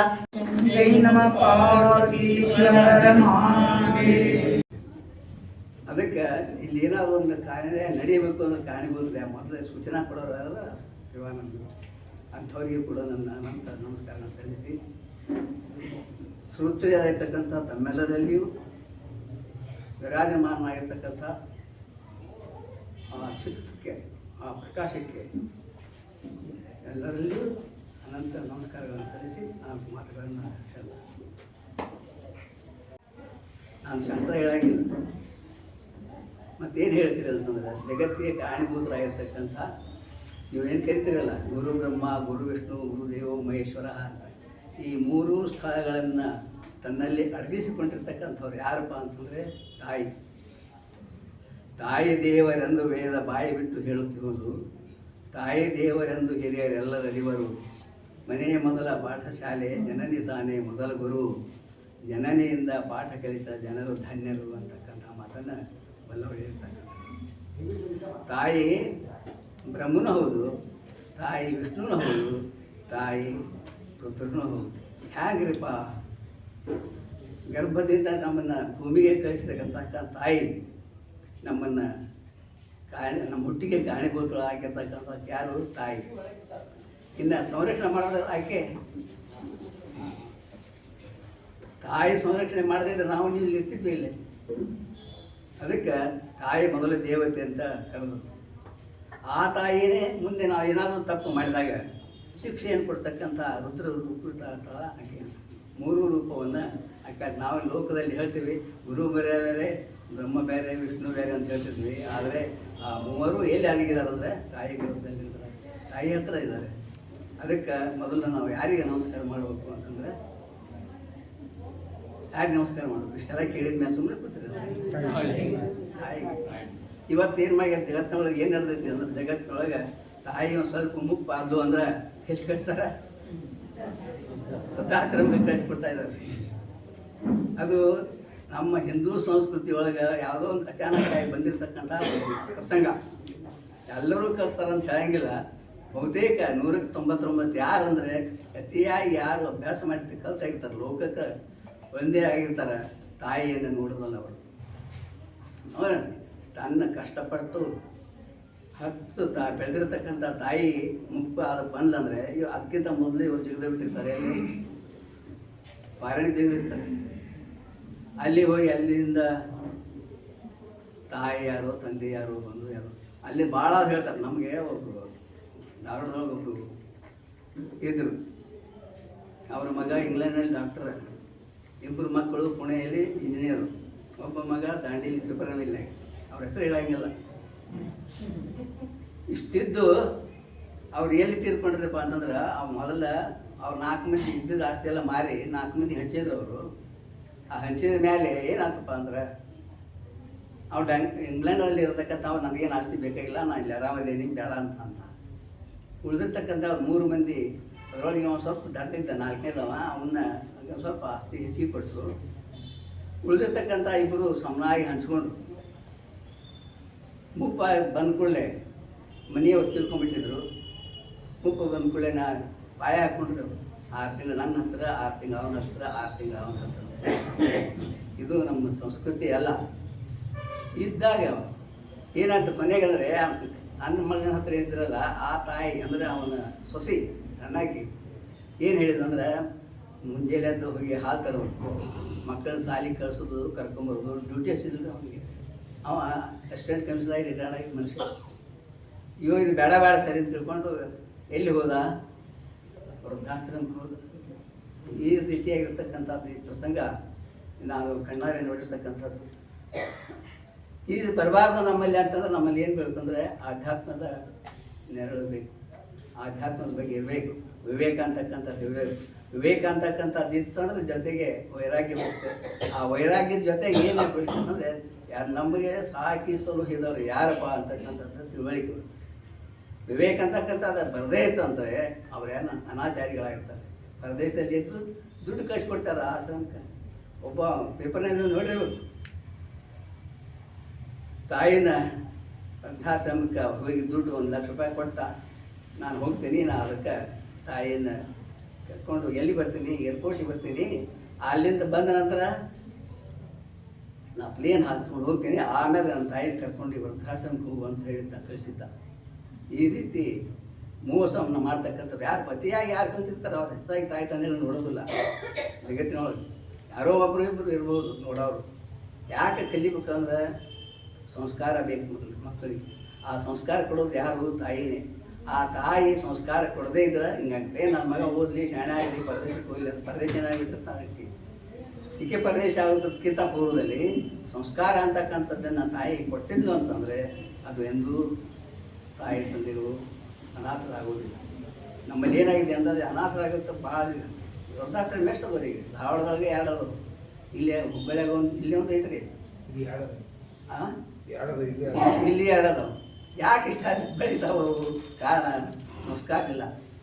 ಸಂಸ್ಕಾರ ಕೊಡಬೇಕು ಅಂತಂದರೆ ಸಜ್ಜನರ ಸಹವಾಸ ಮಾಡೋದು. ಸಜ್ಜನರ ಸಂಘ ಹೋಗಿ ಹೆಜ್ಜೆಯನ್ನು ಸೇರಿದಂತೆ ಸಜ್ಜನರ ಸಂಘದ ಒಡನಾಟ ಬರ್ತದಂತೆ. ದುರ್ಜನರ ಸಂಘ ಬಿಡಬೇಕು. ಯಾವ್ದು ಹಿಡಿಬೇಕು, ಯಾವ್ದು ಬಿಡಬೇಕು ಅಂತಕ್ಕಂಥದ್ದು ಬರಬೇಕಂತಂದರೆ ವಿವೇಕ ಅಂತಕ್ಕಂಥದ್ದು ಬೇಕು. ಆ ವಿವೇಕ ಅಂತಕ್ಕಂಥದ್ದು ಬರಬೇಕು ಅಂತಂದರೆ ಸಜ್ಜನರ ಸಹವಾಸ. ಸಜ್ಜನರ ಹತ್ರ ಸಹವಾಸ ನಮಗೆ ಬರದೇ ಇದ್ದರೆ ನಮಗೆ ಅದು ಈ ಗುರುಗಳು ಹೇಳಿದ್ರು, ಗುರು ಅಂತ ಹೇಳಿಬಿಟ್ರು, ಅಮ್ಮವರು ಹೇಳಿದರು, ಎಲ್ಲರೂ ಹೇಳ್ತಾರೆ. ಆದರೆ ಗುರು ಯಾರು?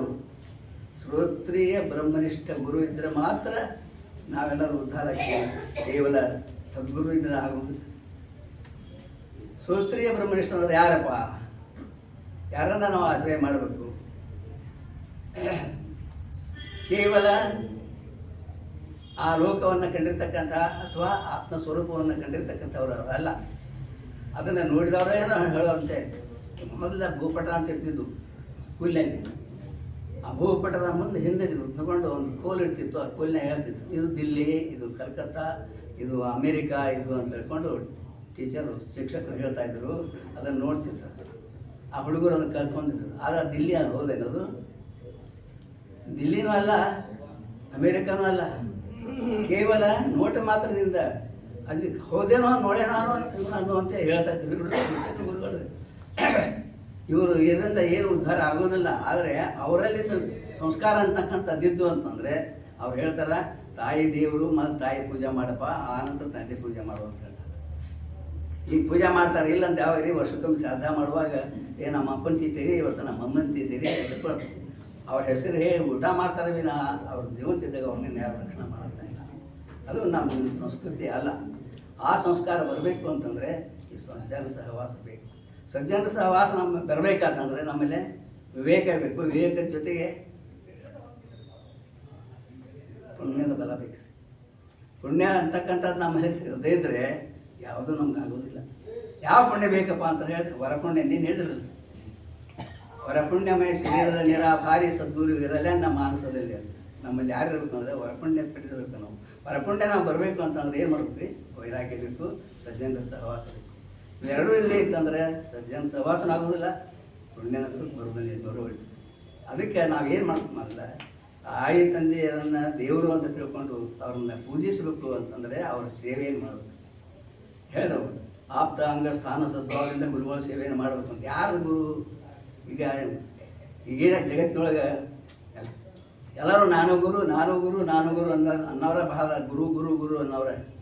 ಆದರೆ ನಿಜವಾಗಿರ್ತಕ್ಕಂತಹ ಗುರು ಯಾರಪ್ಪ ಅಂದರೆ ಶ್ರೋತ್ರಿಯ ಬ್ರಹ್ಮನಿಷ್ಠ. ಬರೀ ಜಗತ್ತನ್ನು ನೋಡಿದ, ಹೇಳಿದ, ಭೂಪಟ ತೋರಿಸಿದ, ಆದರೆ ಅವ್ನು ಗುರು ಆಗೋದಿಲ್ಲ. ಇನ್ನೊಬ್ಬರು ಬ್ರಹ್ಮನಿಷ್ಠ ಗುರು ಇರ್ತಾನೆ. ಅವರು ಎಲ್ಲ ಅನುಭವ ಇರ್ತವರಿಗೆ, ಪರಂತು ಅವರಿಗೆ ಹೇಳಲಿಕ್ಕೆ ವೈಖರಿ ವಾಣಿ ಇರೋದಿಲ್ಲ. ಎಲ್ಲ ಅನುಭವ ಉಂಡಿರ್ತಾರೆ. ಮೂಕ ಸಕ್ರೆ ತಿಂದಂತೆ. ಮೂಕ ಸಕ್ರೆ ತಿಂದ ಹಂಗಿತ್ತು. ಸಕ್ರೆ ಅಂತ ಹೇಳಿದ್ರೆ ಏನು ಹೇಳ್ತಾನ ಮೂಕ? ಹೇಳಕ್ಕೆ ಬರೋದಿಲ್ಲ ಅವ್ನು. ಯಾಕೆ? ಮಾತಾಡಲಿಕ್ಕೆ ಬರೋದಿಲ್ಲ. ಹಾಗೆ ಬ್ರಹ್ಮನಿಷ್ಠ ಗುರು ಇರ್ತಾನೆ, ಆದ್ರೆ ಅವನಿಂದ ಜಗತ್ತು ಅವನ ದೃಷ್ಟಿಯಿಂದ ಬೆತ್ರ ದೃಷ್ಟಿ ಮಾತ್ರದೇ ಭೂತಗಳ ಮೆಟ್ಟು ಬಿಡಿಸಿದ ಶಿವ ಅಂತ. ದೃಷ್ಟಿ ಮಾತ್ರದಿಂದ ಜಗತ್ತನ್ನು ಉದ್ಧಾರ ಮಾಡಬಹುದು, ಪರಂತು ಸಾಮಾನ್ಯ ಜನರಿಗೆ ಕರ್ಮಿಗಳಿಗೆ ಮುಕ್ತಿಯನ್ನು ಕೊಡ್ತಕ್ಕಂಥ ಶಕ್ತಿ ಅವರಲ್ಲಿ ಇರುವುದಿಲ್ಲ. ಇನ್ನು ಇನ್ನೊಬ್ರು ಉಳಿದವರು ಯಾರು ಅಂದರೆ ಶ್ರೋತ್ರಿ ಅವರು ನೋಡಿರ್ತಕ್ಕ ಆತ್ಮದ ಅನುಭವವನ್ನು ಪಡೆದಿರ್ತಾರೆ, ಅದನ್ನು ಮತ್ತೊಬ್ಬರಿಗೆ ಹೇಳಲಿಕ್ಕೆ ಸಮರ್ಥರಾಗಿರ್ತಕ್ಕಂಥದ್ದು, ಅವ್ರು ಕಂಡುಕೊಂಡಿರ್ತಕ್ಕಂಥ ಸುಖ ನೋಡಪ್ಪ ಅಂಥದ್ದು ಸುಖ ಅಂದರೆ ಸಾಕೆನಿಸದೆ ಸವೆಯದೆ ಜೋಕೆ ಹೊಂದದೆ ಮತ್ತೊಂದು ಬೇಕೆನಿಸದೇ ಇರತಕ್ಕಂತಹ ಸುಖ ಏನಿದಿಲ್ಲ ಅದು ಆತ್ಮ ಸುಖ, ನಿನ್ನ ಸುಖ, ಅದು ನಿನ್ನ ಎಲ್ಲಿ ಇಲ್ಲ ನಿನ್ನೊಳಗೆ ಅಡಗಿದೆ ಅಂತಕ್ಕಂಥದ್ದನ್ನು ಕಂಡು ಉಂಡು ಅದನ್ನು ಸರ್ವ ಜನರಿಗೂ ತಿಳಿಯುವಂತೆ ಹೇಳ್ತಾ ಯಾರಿರ್ತಾರೋ ಅವರು ಸದ್ಗುರು, ಅವರು ಶ್ರೀ ಬ್ರಹ್ಮಶ್ರೀಗಳು ಅಂತ ಕರೀತಾರೆ. ಅಂತಹ ಸದ್ಗುರುಗಳು ದೊರಕೋದು ಭಾಳ ಕಠಿಣ. ಆದರೆ ಶಿವಾನಂದರ ಗರಡಿಯಲ್ಲಿ ತಯಾರಾಗಿರ್ತಕ್ಕಂಥ ವಸುದೇವರು ಶ್ರೋತ್ರಿಯರವರು, ಬ್ರಹ್ಮನಿಷ್ಠರು ಹೌದು.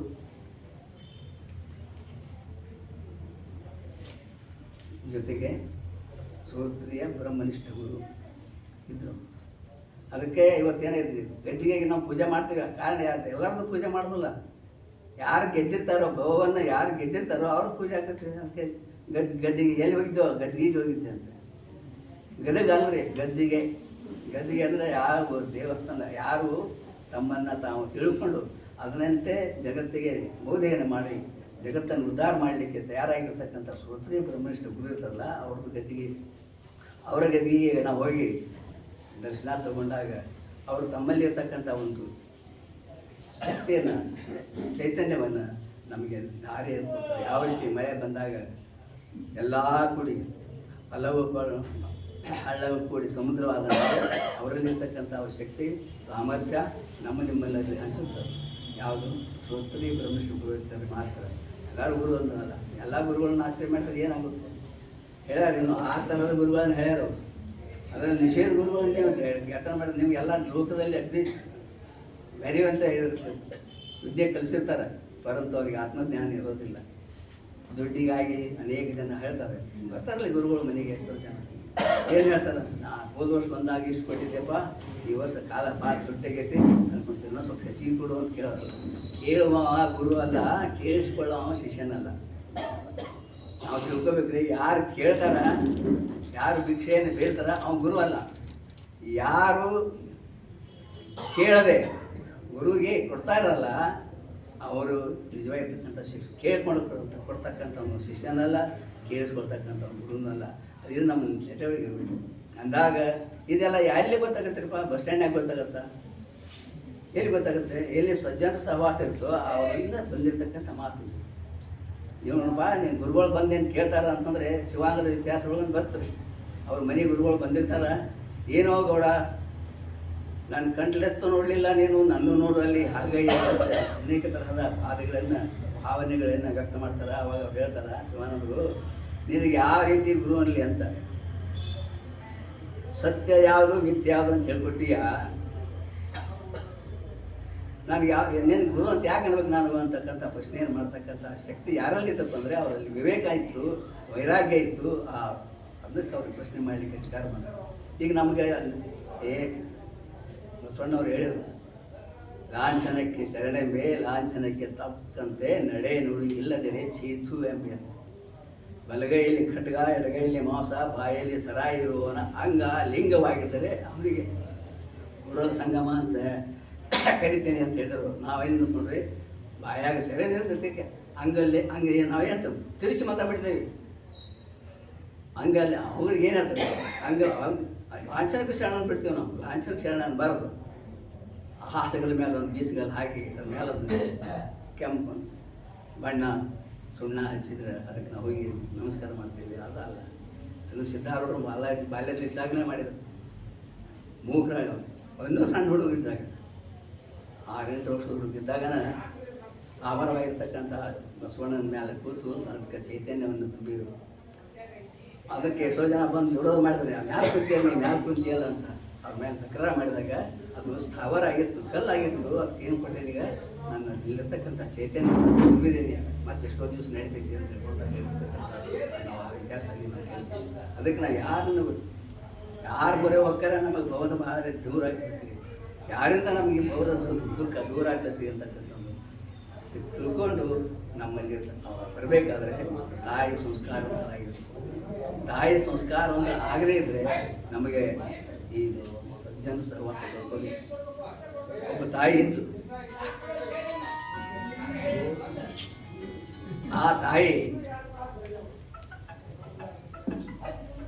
ಏನು ಮಾಡ್ತಿದ್ಲು ಅಂದರೆ ಮಗ ಕಳ್ಳ ಮಾಡ್ಕೊಂಡಾಗ ಅವನ್ನೆಲ್ಲ ಮುಚ್ಚಿ ಇಟ್ಕೊಂತಿದ್ದು. ಮುಂದೆ ಕಟ್ಟಿ ದೊಡ್ಡದಿದೆ, ದೊಡ್ಡ ಕಳ್ಳನಾದಾಗ ಅವನಲ್ಲಿ ಶಿಕ್ಷೆ ಕೊಟ್ಟರು ನ್ಯಾಯಾಧೀಶ.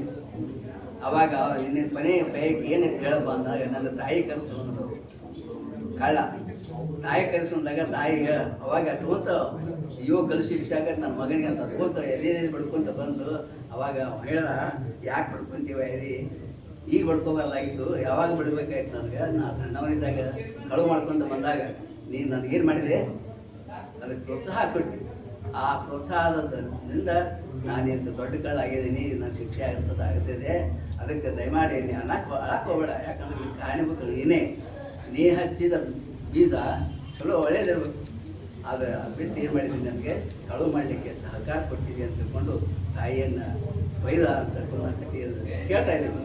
ಇದಕ್ಕೆ ಕಾರಣ ಯಾರಪ್ಪ ಅಂತಂದರೆ ತಾಯಿ ಸಂಸ್ಕಾರವಂತಳಾದಂದರೆ ತಂದಿನೂ ಸಂಸ್ಕಾರವಂತನಾಗ್ತಾನೆ, ಜಗತ್ತು ಉದ್ಧಾರ ಆಗ್ತೈತಿ. ಅಂತ ಒಂದು ಸಂಸ್ಕಾರ ನಮ್ಮಲ್ಲಿ ಬರಬೇಕಂತಂದರೆ ನಾವೇನು ಮಾಡ್ಬೇಕಂದ್ರೆ ಸಜ್ಜನರ ಸಹವಾಸ ಮಾಡಬೇಕು.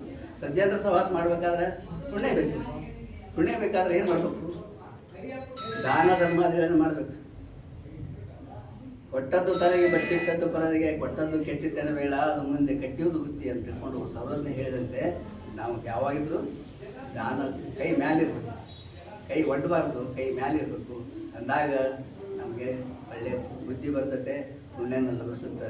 ಅದು ಬರಬೇಕಾತಂದ್ರೆ ಕೂಡ ಕಾರಣ ಯಾರು? ತಾಯಿನೇ. ಅದಕ್ಕೆ ಮೊದಲಿನ ಕಾಲದಾಗ ಏನು ಮಾಡ್ತಿದ್ರು ಅಂದರೆ ಮಕ್ಕಳ ಕಡೆಯಿಂದ ಯಾರ ಭಿಕ್ಷುಕರು ಬಂದರೆ ಮಕ್ಕಳ ಕಡೆಯಿಂದ ಕೊಡಿಸಿದ್ರಿ ಅಂದ್ರೆ ಕೊಡೋದು ಬುದ್ಧಿ ಬರಲಿ ನನ್ನ ಮಗನಿಗೆ ಅಂತ ತಿಳ್ಕೊಂಡ್ರು. ಆ ವಿಚಾರ ಇತ್ತು ಆಗಿನ ತಾಯಿಯಲ್ಲಿ. ಈಗೆಲ್ಲ ಈಗೇನು ಅಂದ್ರೆ ಬಾಗಿಲಿ ನಾಯಿ ಕಟ್ಟಿಬಿಟ್ಟಿರ್ತಾರೆ. ನಾಯಿ ಇದು ಕಾಣೋದಲ್ಲ, ನಿನ್ಗೆ ಯಾಕೆ ಬಂದೆ ಅಂತ ತಿಳ್ಕೊಂಡು ಬೇರೆ ಕಳಿಸ್ತಕ್ಕಂಥ ತಾಯಿ ಅಂದ್ರೆ ಈಗ ಭಾಳ ಆಗ್ಯದ. ನಮ್ಮಲ್ಲಿ ಸಂಸ್ಕಾರ ಇದು ಬರಬೇಕಂತಂದ್ರೆ ಮೊದಲು ತಾಯಿ ಸಂಸ್ಕಾರವಂತರಾಗಬೇಕು. ಆ ತಾಯಿ ಯಾರು ಎಷ್ಟು ಮಾತಾಡ್ತಾರೆ ಚಿತ್ತ ಎಲ್ಲೈತೆ ಎಲ್ಲಾರ್ದು ಅಂದರೆ ಸಮರ್ಥ ಬಸವಾನಂದ್ರ ಕಡೆಯಿಂದ ಕೇಳಬೇಕು ಅಂತ. ಅದಕ್ಕೆ ಇನ್ನೂ ಹೇಳಬೇಕು ಅಂತ ಅಂದರೂ ಕೂಡ, ಯಾಕಂದ್ರೆ ವೇಳೆ ಭಾಳ ಆಗಿದೆ. ಸಮರ್ಥ ಶಿವಾನಂದರು ಹೇಗದಾರಪ್ಪ ಅಂದರೆ ಸಿದ್ದೇಶ್ವರ ಸ್ವಾಮಿಗಳ ಪ್ರತಿರೂಪ. ಆ ರೂಪ ಹೋಗಿದೆ, ಈ ರೂಪ ಬಂದಿದೆ. ಅವರಂತೆಯೇ ಎಲ್ಲವೂ ಕಾರ್ಯವನ್ನು ಅವರು ಮಾಡ್ತಾ ಇದ್ದಾರೆ. ಮತ್ತೊಬ್ಬರು ಕೈ ಒಡ್ಡೋದಿಲ್ಲ, ತಾನಾಗಿ ಒಂದು ಸ್ವೀಕಾರ ಮಾಡ್ತಾ ಇಲ್ಲ ಅಂತ ಒಬ್ಬ ಪುಣ್ಯ ಪುರುಷ ಇವತ್ತು ನೀವು ಊರಿಗೆ ಆಗಮಿಸಿದಾನ. ಅವರಿಂದ ಆಲೋಚನೆಯನ್ನು ಕೇಳಿ ನಾವೆಲ್ಲರೂ ಧನ್ಯರಾಗ್ತಂತೆ.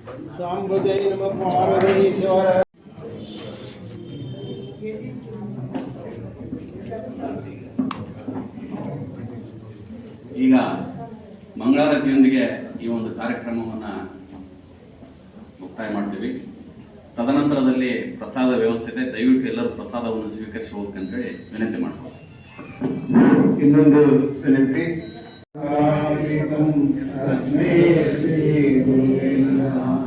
ಜಯ ಮಂಗಲಂ ಜಯ ನಮಃ ಪಾರ್ವತಿ ಶ್ರೀಮದ್ ಜಗದ್ಗುರು ಶಿವಾನಂದ ಸ್ವಾಮಿ ಮಹಾರಾಜ್ ಕಿ ಜೈ. ಶ್ರೀಮದ್ ಜಗದ್ಗುರು ಬಸವಾನಂದ ಸ್ವಾಮಿ ಮಹಾರಾಜ್ ಕಿ ಜೈ. ಶ್ರೀಮದ್ ಜಗದ್ಗುರು ಸಿದ್ಧಾರೂಢ ಸ್ವಾಮಿ ಮಹಾರಾಜ್ ಕಿ ಜೈ. ತಾಯಿ ಗೌರವ ಮಾತಾ की जय. सकल साधु संत महाराज की जय.